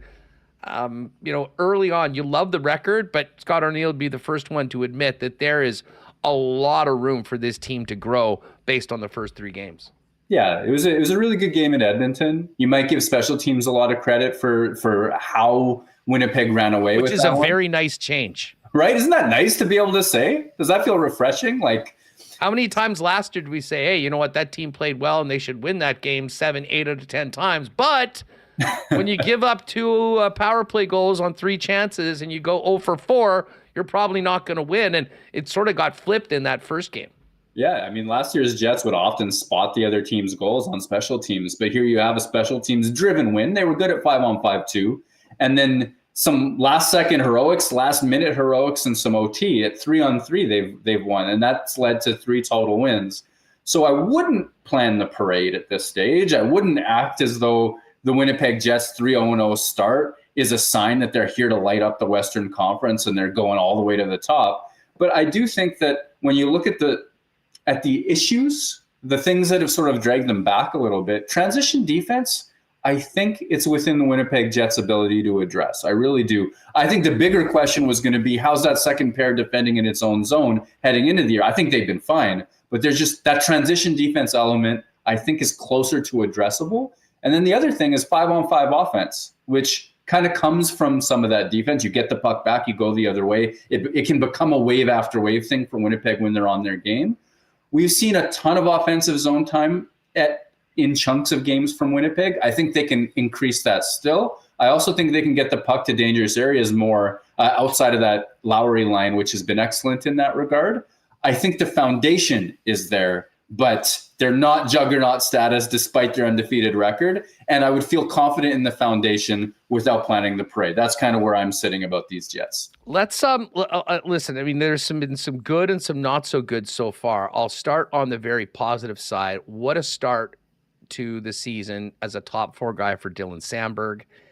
And I would say the same thing about his partner, Neil Pionk, who was in a contract year, a huge year for him. I think he's played with a real confidence, and there's a connection between those guys that we're seeing early on. But what do you thought about that second pairing in particular through 3? Yeah, I mean, the microscope's on them because, it's a new promotion for Dylan Samberg. It's a contract year for Neil Pionk, and he's struggled at large chunks of recent seasons. And it's also fun. The Hermantown connection is a good one. When Neil Pionk's mom is bringing casserole dishes to the outdoor rink, or, Neil Pionk's little brother doesn't have lunch one day and Dylan Samberg's mom is the one who's there to help him out. Like, there's so many connections there that it's just sweet. Neil Pionk knowing Dylan Samberg when he was undersized. Think of Samberg as too small compared to his teammates. Like, that's a trip for me. So my review so far is really positive. I had a couple of notes in the first period of the Edmonton game where I'm like, oh, Neil Pionk's stretch pass attempt, not so good. And then it was, he hits the stretch pass. He makes the outlet pass. He makes the stop. I'm like, oh, okay, Neil Pionk. Like, this is a nice push for Samberg. Let's talk about the positivity of it. That enormous penalty kill at the end of Sunday's game there. Late in the third period, Samberg's out on the first PK unit. Jets get a face-off win. Samberg is the one who gets the clear. The Wild come back and they're trying to enter the zone. It's Samberg who gets a stick and a second clear. Later in the PK, another Jets face-off win, a Samberg clear, and one more zone entry denial. The guy was an absolute beast, an absolute monster in terms of his PK efficacy, and I think we've seen a lot of it at 5-on-5 too. You gotta like early returns from that pair. I thought Josh Morrissey played, listen, he's played a lot of great games. He was so good in that first game. We talked about the pass he made to Kupari. I thought he had some moments that weren't quite at that level over the course of the weekend. But, man, he and Dylan DeMello are – you can just sort of rinse, repeat, and you know what you're going to get from that group. And then when you add in what's happening on the power play, of which Josh is a big, big part of, it seems like he has been very much in tune to what this team needed to do better this year and is playing a big role in doing exactly that. Yeah, his rise to league-wide excellence is not a flash in the pan. It's not, a blip in the career arc of Josh Morrissey. It's been a steady build. Obviously, he has that year where he goes supernova, hits 76 points, I think it was. But then he refined and added to his defensive game. He changed the way he made some of his reads. He redoubled down on his risk-reward profile and really thinks the game at an absolutely elite level. I thought against Edmonton, he was absolutely dancing. He was absolutely having his choices at the offensive blue line, his choices in his own end. Everything was working. He makes a great play that sets up the Lowry goal, even though he doesn't get an assist on that one. His play on the Kupari goal, phenomenal. What a read, instant pass. Everything was perfect there. I thought he had some moments over the weekend where against Chicago and Minnesota where he almost went Kobe or a Globetrotters or what have you, where he was looking to put the game on his back a little bit.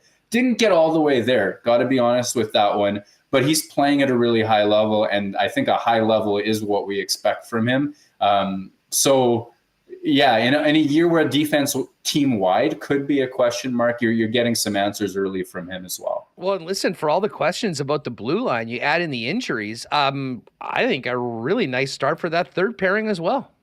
Yeah, give them their roses as well, I would say. Like, everybody has had a moment where transition has been an issue, and Dylan DeMello is I think, a leader in the underrated discussion of all time. But I can just see the play as I'm talking to you. Third pair as well. They've done a lot of good things. They've had their moments as well.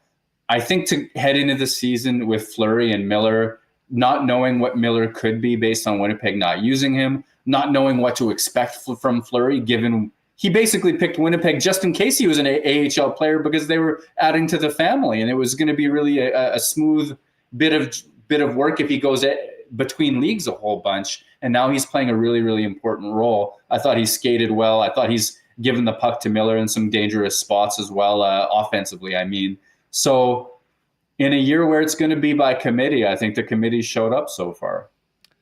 Let's get to the forwards. Listen, we don't really need to, although it's probably not fair to them to not spend more time talking about the Lowry, Appleton, Niederreiter line, but they are, they've looked as dominant as maybe they ever have so far this season. And, the fourth line has come around and, had some really good shifts. And obviously Kupari had the goal. They've been pulling their weight. It is sort of funny. We're talking about a team with the goal differential that it has and the 3 wins on the season. When I say I think we can expect and hope for more from the Winnipeg Jets, a lot of that is around the top 6 right now. And what have you made of the second line, the third line, whatever you want to call it, the Vlad, Ehlers, Perfetti line so far this season? Ehlers has certainly had his moments, but it's been playing with other lines. It's been coming on as the sixth forward trying to tie up the game and setting up Mark Scheifele on Friday. The line with Perfetti and Vlad has not really, they haven't got going yet so far. Yeah, that's fair to say. I'm going to be that pedantic guy and say Adam Lowry's line is the second line. They play the second most, I should say. And so I'm gonna keep leaning into that. The Nemesnikov line could become the second line if they get minutes that they earn because they're producing a whole bunch, and they haven't, and they really just haven't. It's one of the more interesting versions of a line not producing, from my opinion, because maybe Nemesnikov has been a bit underwhelming compared to his past work with the Jets. There have been moments where the puck's on Ehlers and Perfetti sticks where I kind of feel as though I understand the idea. Ehlers is trying to play his speed game. He's wheeling. He's got that ability. There have been times where Cole Perfetti, it's like I can almost anticipate the lane I think he's looking for, but he's holding onto the puck until it's taken away from him, and it just doesn't work out. And maybe he's looking more for I saw a comment like a triangle type of offense where it's been a bit chaotic, where Ehlers is playing a different style and they're just not finding it together. It's a situation where I have no issue saying they need to produce more. They need to look more dangerous with the puck on their stick. They need to find more ways to get off the walls in the offensive zone and find more ways to turn Ehlers' rushes into something dangerous in the offensive zone. And I haven't seen it yet. I think, though, game by game, they've inched better. I think that there were more moments in the late against Minnesota where they looked like they might create something than especially in game one, but maybe even game two. So with the Jets having all of the faith in the world in that Scheifele line, with Lowry line delivering the results that it has, with the fourth line looking like a really useful group right now, I think Scott Arniel might lean into this group on the third line, this Nemesnikov line, and they might just have to work through their stuff.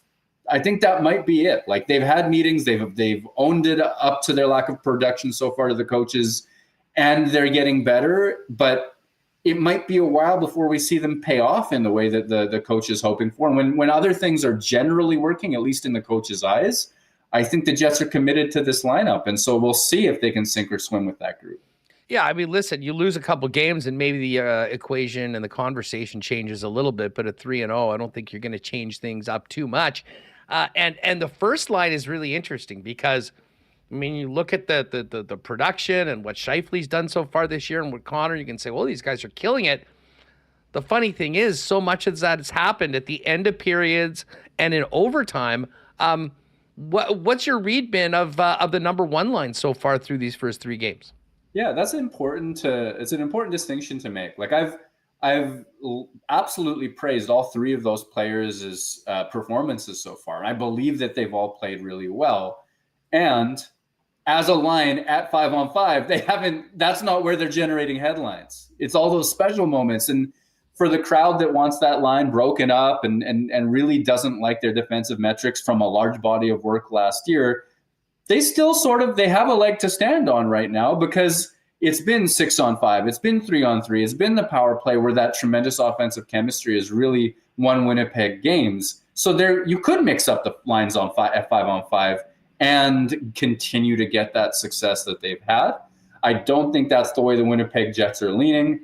I've spoken to Scott Arniel about this too, and I think there's a real sense of belief amongst those three players, Scheifele, Connor, Velarde, that they see the game in similar ways, that they can make plays that other players don't. And I think there's a willingness to be patient with whatever defensive foibles that they have, because there's that belief that when the game is on the line, and so far has been at 6-on-5 or 3-on-3, but there's a belief that the coaching staff has that those guys will deliver when the time comes.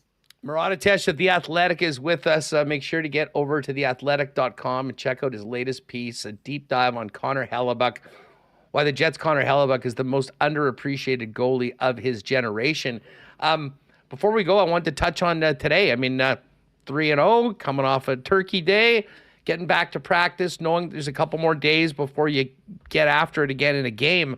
What went on today? What were they working on, and what'd you see? Well, an update would be, and I'm sure you guys have already covered this, but Logan Stanley skating in a non-contact jersey.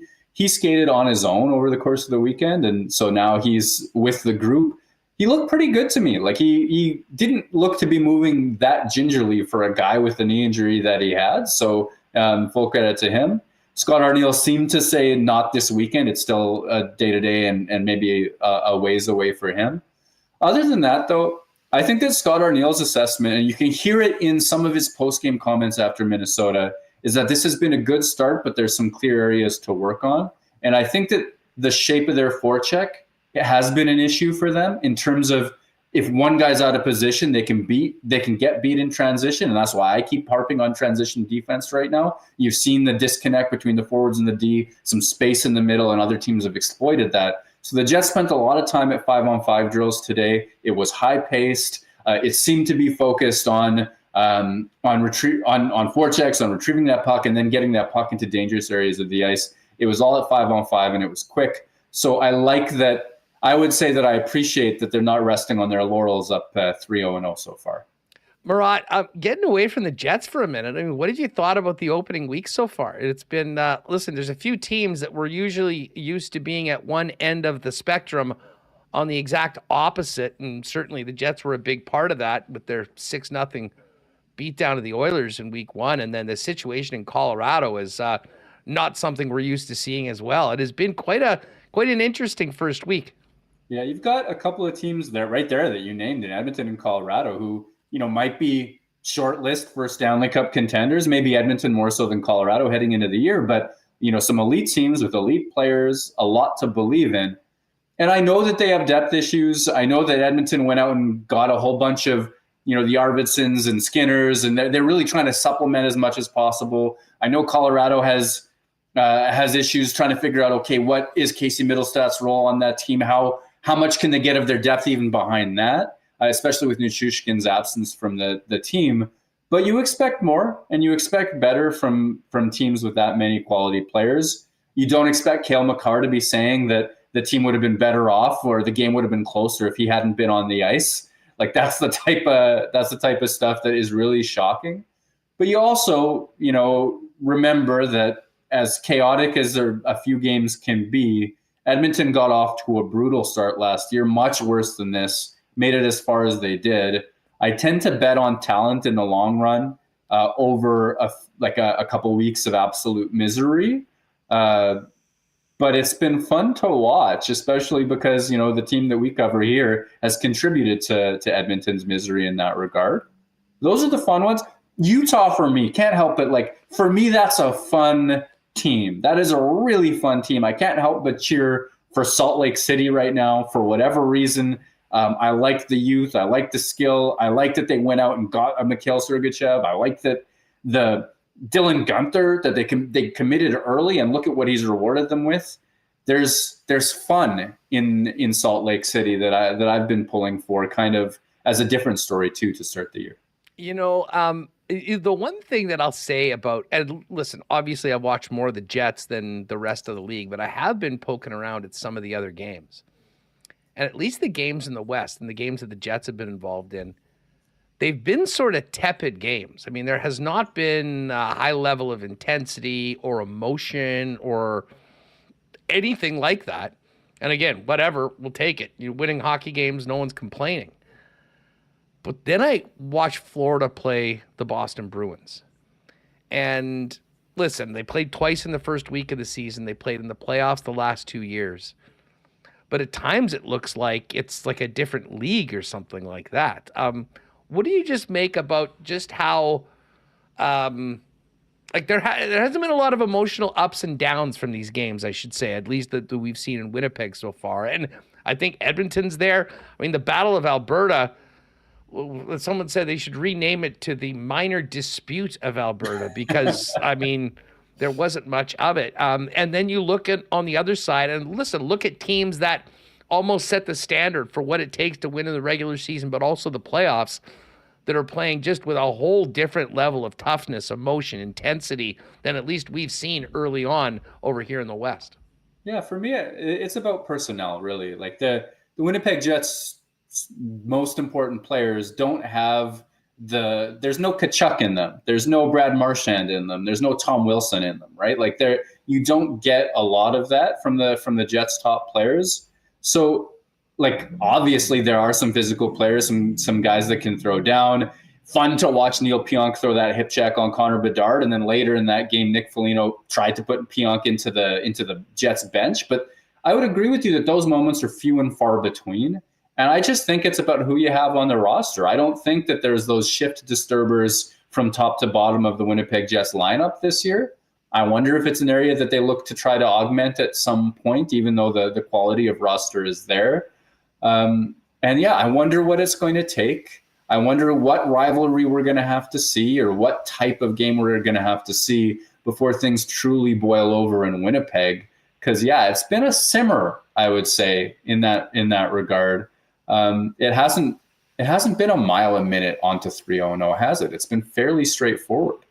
Yeah, and I mean, listen, I wasn't expecting much in the Chicago game for that. I mean, even though they brought in Bertuzzi and they've got Foligno, that's a team that's just trying to score some goals and stay in games. But maybe we'll see more of that.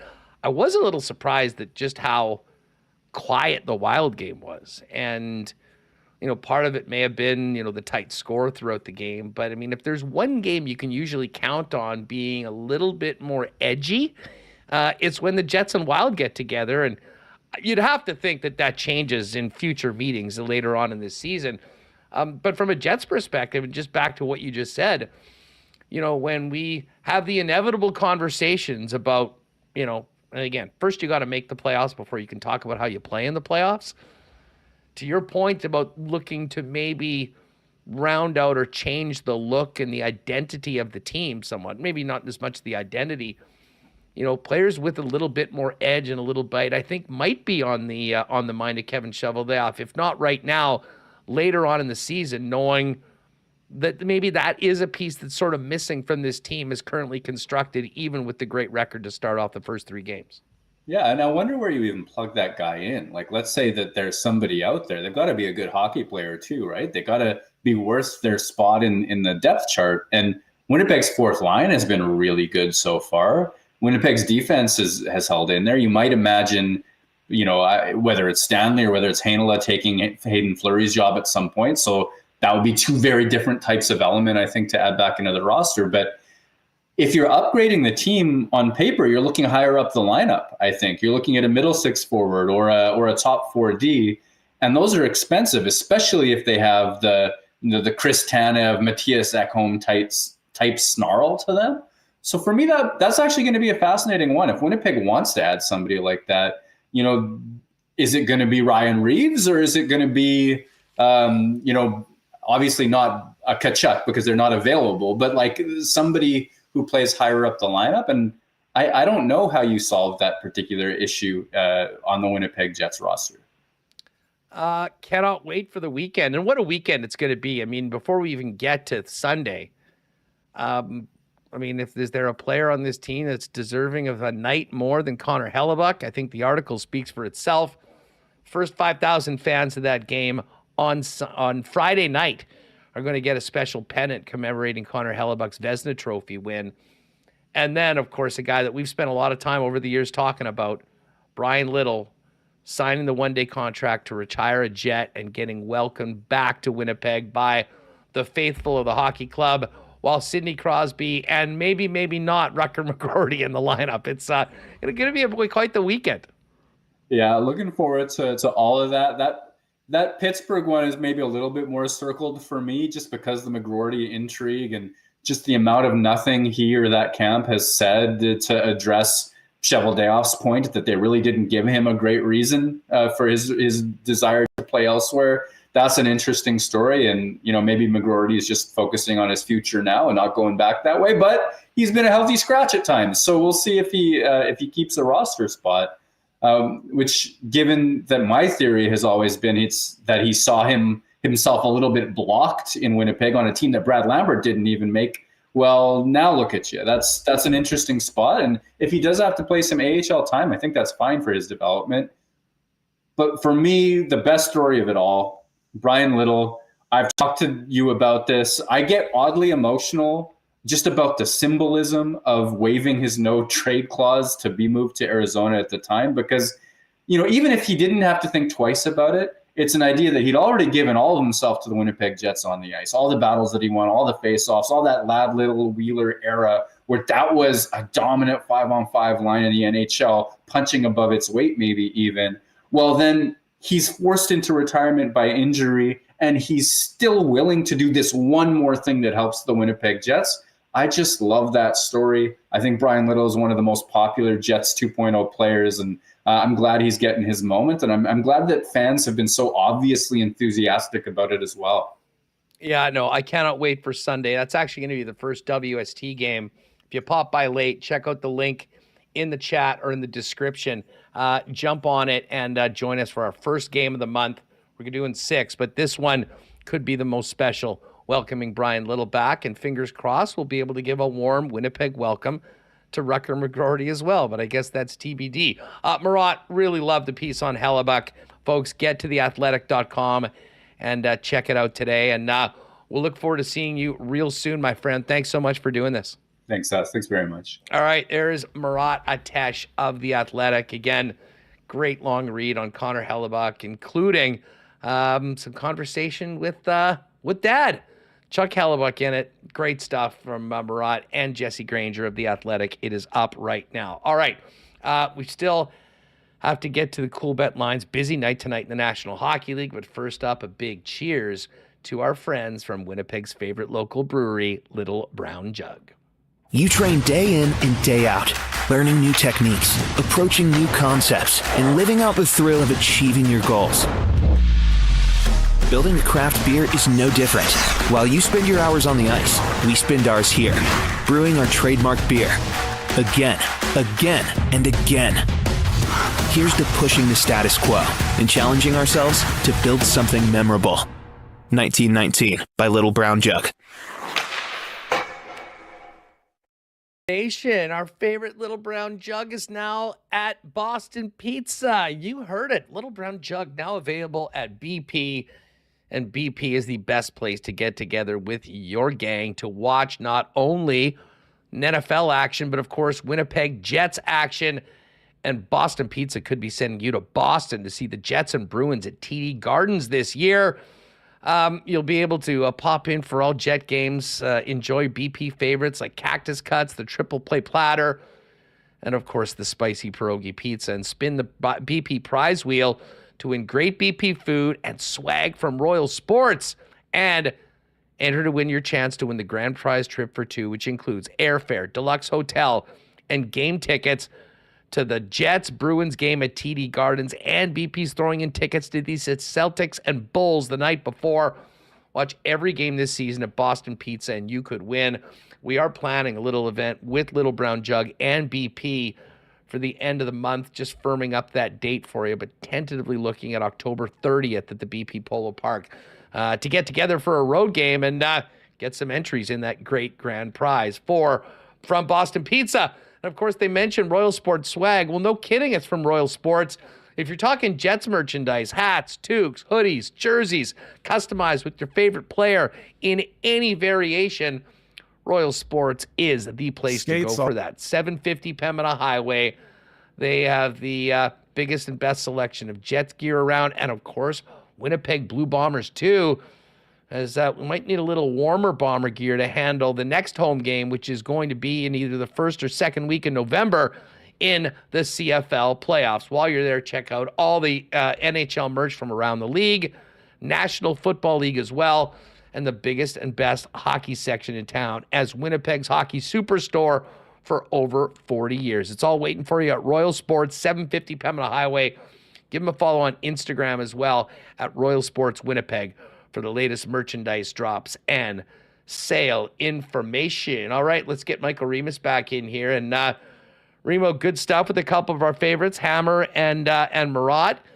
A little bit of a more upbeat conversation around the Jets coming out of the weekend than the Bomber one. But as I said to Jeff, I'm not sure that this isn't maybe a good thing, big picture, long term for the Bombers to maybe have a little bit of a wake-up call and face a little bit of adversity before heading into the playoffs. That being said, they still have work to do before we get that West Final here in Winnipeg. Yeah, it wasn't like the Bombers weren't in that game at all. That game was there for the taking, and as Mike O'Shea would say, they just didn't execute. They didn't execute the goal line play where they had 2 times to punch it in, didn't put it in. Didn't execute when Sergio Castillo missed 2 field goals. So there were certainly opportunities to clean it up. Zach Clare's mentioning in that clip, took too many sacks, and I saw Toronto do that same thing to whoever was in quarterback for BC, whether it be Nathan Rourke or Vernon Adams when they met. So they've got to, man, Jake Ceresna, like hearing his name makes me shake because he's very good at getting to the quarterback and made it tough. The Bombers seemed to find their offense in the second half, as O'Shea said. I think they only 90-something net yards, 97 net yards in the first half. It took them a while to figure it out, a little more dump-offs to Brady to combat the pressure. 6 catches for 41 yards, and I think Kenny Lawler is coming into form after injury. Another 100-yard game for him. So I think there was a lot of positives, but they just weren't able to close it out. And thankfully for them, the Montreal team they're playing has already got first locked up. And they were kind of mixing in some backups. Last game, Davis Alexander got the start. Fletcher, he's their lead guy, but Sean Thomas Erlington mixing in a little more. So they're still control their own destiny in terms of winning the West. And they believe they can beat any team in the league. And Montreal in the next game, no different. I'm very interested, and as I said, we'll talk more about this on CFL 110 tomorrow with Hammer and I after Winnipeg Sports Talk. Just how Montreal goes about putting their lineup together for these final 2 games. And again, they're in BC this weekend while the Bombers and Riders are on the bye. And then it's Winnipeg at Montreal in that final game of the season, where if the Bombers win, they host the West. If they lose, then an hour after that game finishes, Calgary will take to the field against the lowly Stamps, who are destined for next year already. And they'd have the opportunity to win the West if the Bombers were to lose that game to Montreal. I have to get to a special super chat in the chat. Big shout out to our guy T. Will, Fantasy Sports God. Great show today, Hassan Remo. Almost as good as my fantasy weekend. Yeah, word on the street and in the chat is that T. Will had a couple of big wins at the expense of one of us, and it was not me. Yeah, I'm in the WST football and hockey, WST listener fantasy league. A number of listeners, including T. Will Fantasy Sports God, who I was matched up in both leagues this weekend, and he went 2-0. I made the mistake of benching Josh Downs for, I think I bet instead of Slayton or whoever in because, Amari Cooper. After they announced Flacco as quarterback and Downs was in, I should have put Downs in, but I forgot that I had even picked him up. And in the hockey, these were such slim margins of victory in a head-to-head league. And in the hockey, I had a couple guys in Carolina who had games canceled because of the hurricane. So look, these weren't breakout. I think he beat me in the football by 2 points, and in the hockey, it was a bit bigger, 9. But I had my excuses, so that's what I'm going to say. They say close only counts in horseshoes and hand grenades. Congratulations on your 2-0 week at the expense of Michael Remis. Hey, we're going to get to the Coolbet lines right now. Cheers to the Moose, though. Really nice start for the Manitoba Moose. We'll talk about this more on tomorrow's show. Big weekends for Nikita Chibrikov, a goal and 3 assists. Dominic Toninato, 2 goals and an assist. How about Elias Salmonson's debut in North America? Elias, a goal and 2 assists and a +4 rating in his first 2 games in the American Hockey League. And don't forget about Brad Lambert. Didn't score, but did get on the board with 3 assists. Mason Shaw, Simon Lundmark, Parker Ford, all 1-1. And a special congratulations to Dom DiVincentis. Dom DiVincentis, Remo, getting his first win as a pro. 37 saves on 39 shots. Good for a .949 save percentage. What a way for young Dom to begin his pro career with the Moose. Yeah, awesome to see the Moose with all this young talent winning both of their games on the weekend.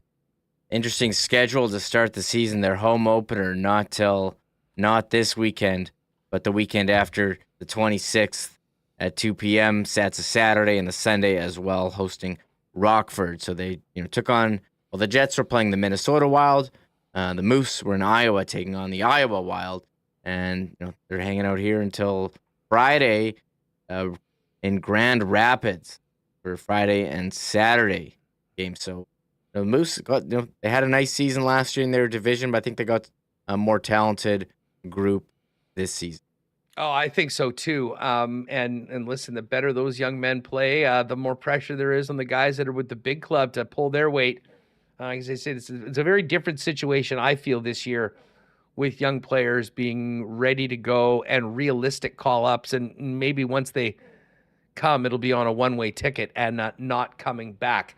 And we'll have more. We've got some other great interviews. Speaking of Simon Lundmark, Chaz Lucius, them and more coming up over the next few days. But we'll see if Fink wants to come by. I'd love to get his thoughts on the first weekend of Manitoba Moose hockey. Again, the home opener for Manitoba is on October 26th.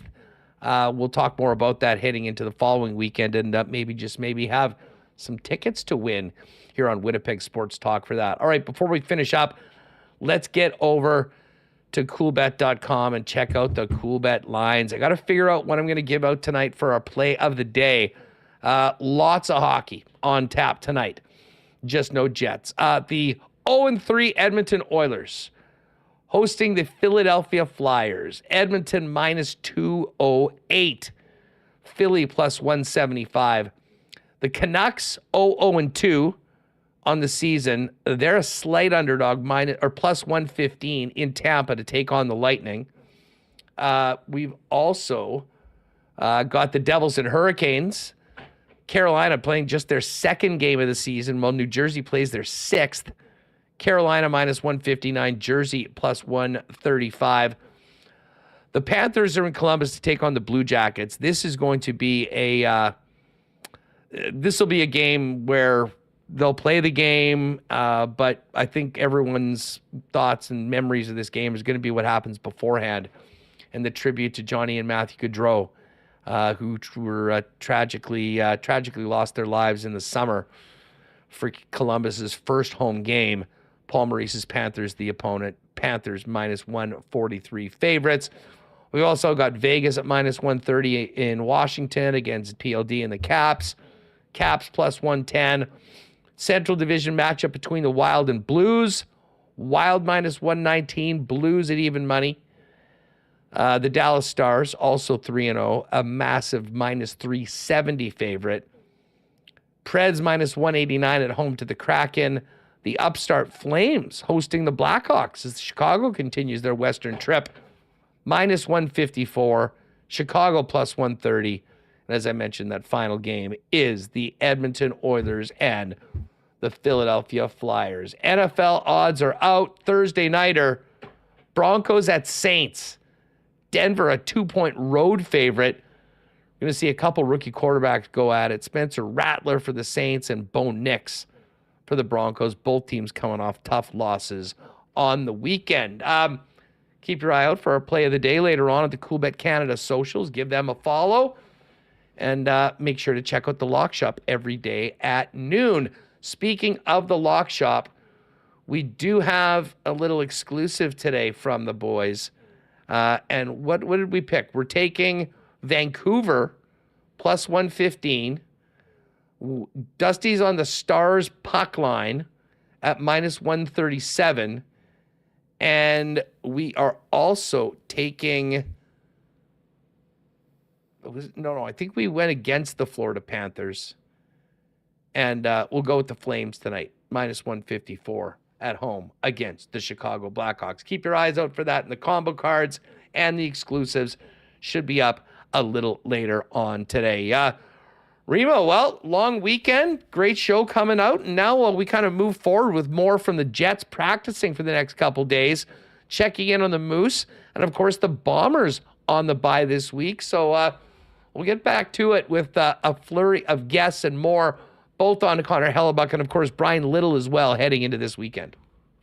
Yeah, great weekend coming up of Jets hockey Friday and Sunday, but I'm curious to see what they're going to do with all this practice time now. Work more special teams, try to improve in other areas, scoring.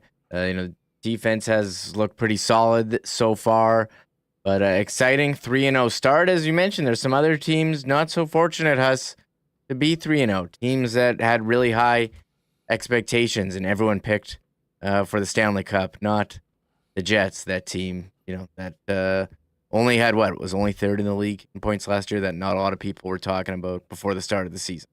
It was fourth, to be fair. Fourth overall. Okay, fourth. Sorry.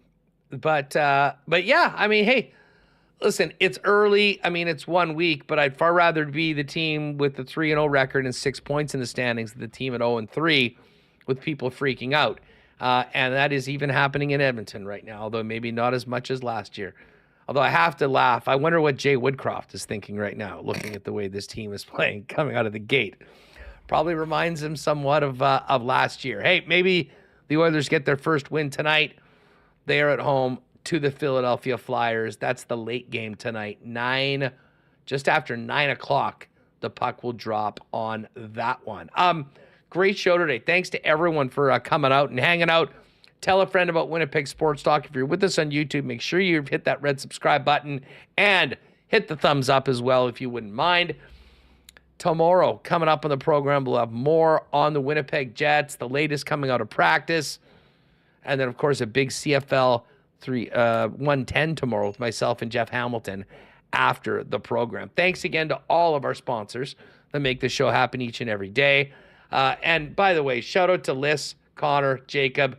Great edition of WST Sunday Live this weekend, and Connor's Stars of the Week and more, all up at the WST Weekly this week, so that you can get a little bit more extra content. If you haven't checked it out already, coming out of the weekend, it is all there, and we will be back at it tomorrow. Just before we go, Remo, Jacob, Liz, and Connor all touched on the goal songs coming out of the home opener for the weekend. Did you have any goal song takes that you needed to drop? I'm ready for the goal song episode where we just spend half hour. Well, I like the returning here. I'll pull them up here. I like the returning ones. Renegade, Neil Pionk. There was some other ones that were back from last year. Macarena's back with Gabe Velarde. Macarena's back. Nino Niederreiter is back with his Disco Inferno. Kyle Connor, hell yeah. The biggest upgrade for me was Mark Scheifele, Shoot to Thrill by AC/DC. Heard that one. Heard it a lot this weekend. It slaps. Yeah, that was a good one. He wasn't up there with the best ones. Sandberg, did he have Let's Go Crazy last year? Yes, and that's a good one. That to me, that I think is the best one. Mm-hmm. We probably won't hear it a ton. I mean, obviously Dylan's not the, but when he does, people will be going crazy. My most improved from the, I'll agree with you on Scheifele, and partly was like the one that he had last year was at the bottom of the power poll, to be frank. Shoot to Thrill, great song to, obviously after you've just shot and scored. I think Cole Perfetti moving to jump around House of Pain. Now we need to get Cole going and scoring a few goals. That one I think is going to be one of the most fun ones for fans to enjoy after 91 lights the lamp. Yeah, and just looking at some of the new guys, Jaden Anderson-Dolan came out. He's going to be out for a while. He's got a broken foot. He's got a Bruce Springsteen, Glory Days, Hayden Fleury, Bon Jovi, It's My Life. And I'll tell you the ones that I liked, Colin Miller, We Like to Party by Vanga Boys, which I've been blasting in my car throughout the summer. So shout out to Colin Miller. It paired with my other favorite. This is the winner for me, Dylan DeMello, This Is Your Night by Amber off the Night at the Roxbury soundtrack. So Dylan DeMello, last year had Montel Jordan, appears to be a 90s guy. I like those. Vlad Nemestikov going with the Who Let the Dogs Out. Why not? That's fun. And then Adam Lowry going very, very modern with Sabrina Carpenter Espresso. Big fan. The youngins have really they're down with that. That song's been on repeat at my household. That's a song of the summer, next to "We Bring the Boom" by AJ and Big Justice. So well, and you know what? Well speaking done. of that, I did get into the chat and mention that was the big miss that no one on the Jets had the "We Bring the Boom," and I'm not sure whether Vanessa, who does the DJing at the games, was listening to WST Sunday Live, but we did get the boom brought during a break in play during the Minnesota game. The boom was brought, and that was played. There was actually Sunday was a great game for music in the building. Like I thought the music on Friday was a little heavier. Like it kind of reminded me of like an older game. Like there was a lot of metal that was played. The Sunday game, and maybe it was more the atmosphere, more families and more kids at it with the Sunday afternoon game. Very, very upbeat, very fun night, fun afternoon, I guess you should say, into the evening in the arena.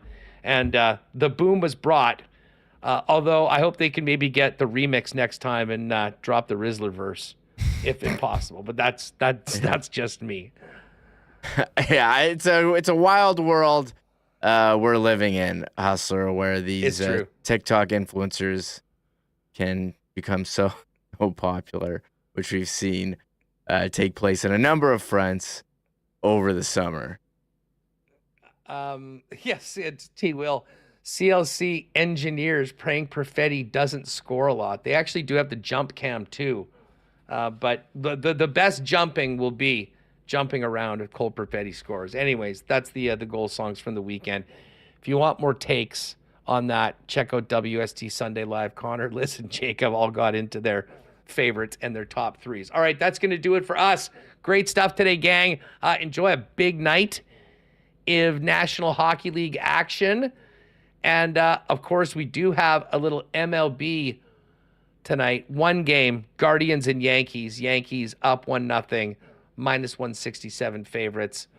And the Mets coming home all tied up at 1 after a big win yesterday to even their series at 2 in the NLCS. Thanks again for hanging out with us. For Michael Remis, I'm Andrew Paterson. Thanks to all of our sponsors. Thanks to you for hanging out. We will see you tomorrow live at 1 p.m. on YouTube and later on the afternoon in your podcast feed here on Winnipeg Sports Talk. Oh, my God! Oh! Shut it down! Let's go home! Thanks for tuning in to Winnipeg Sports Talk Daily. Make sure to subscribe on YouTube and your favorite podcast feed at winnipegsportstalk.com.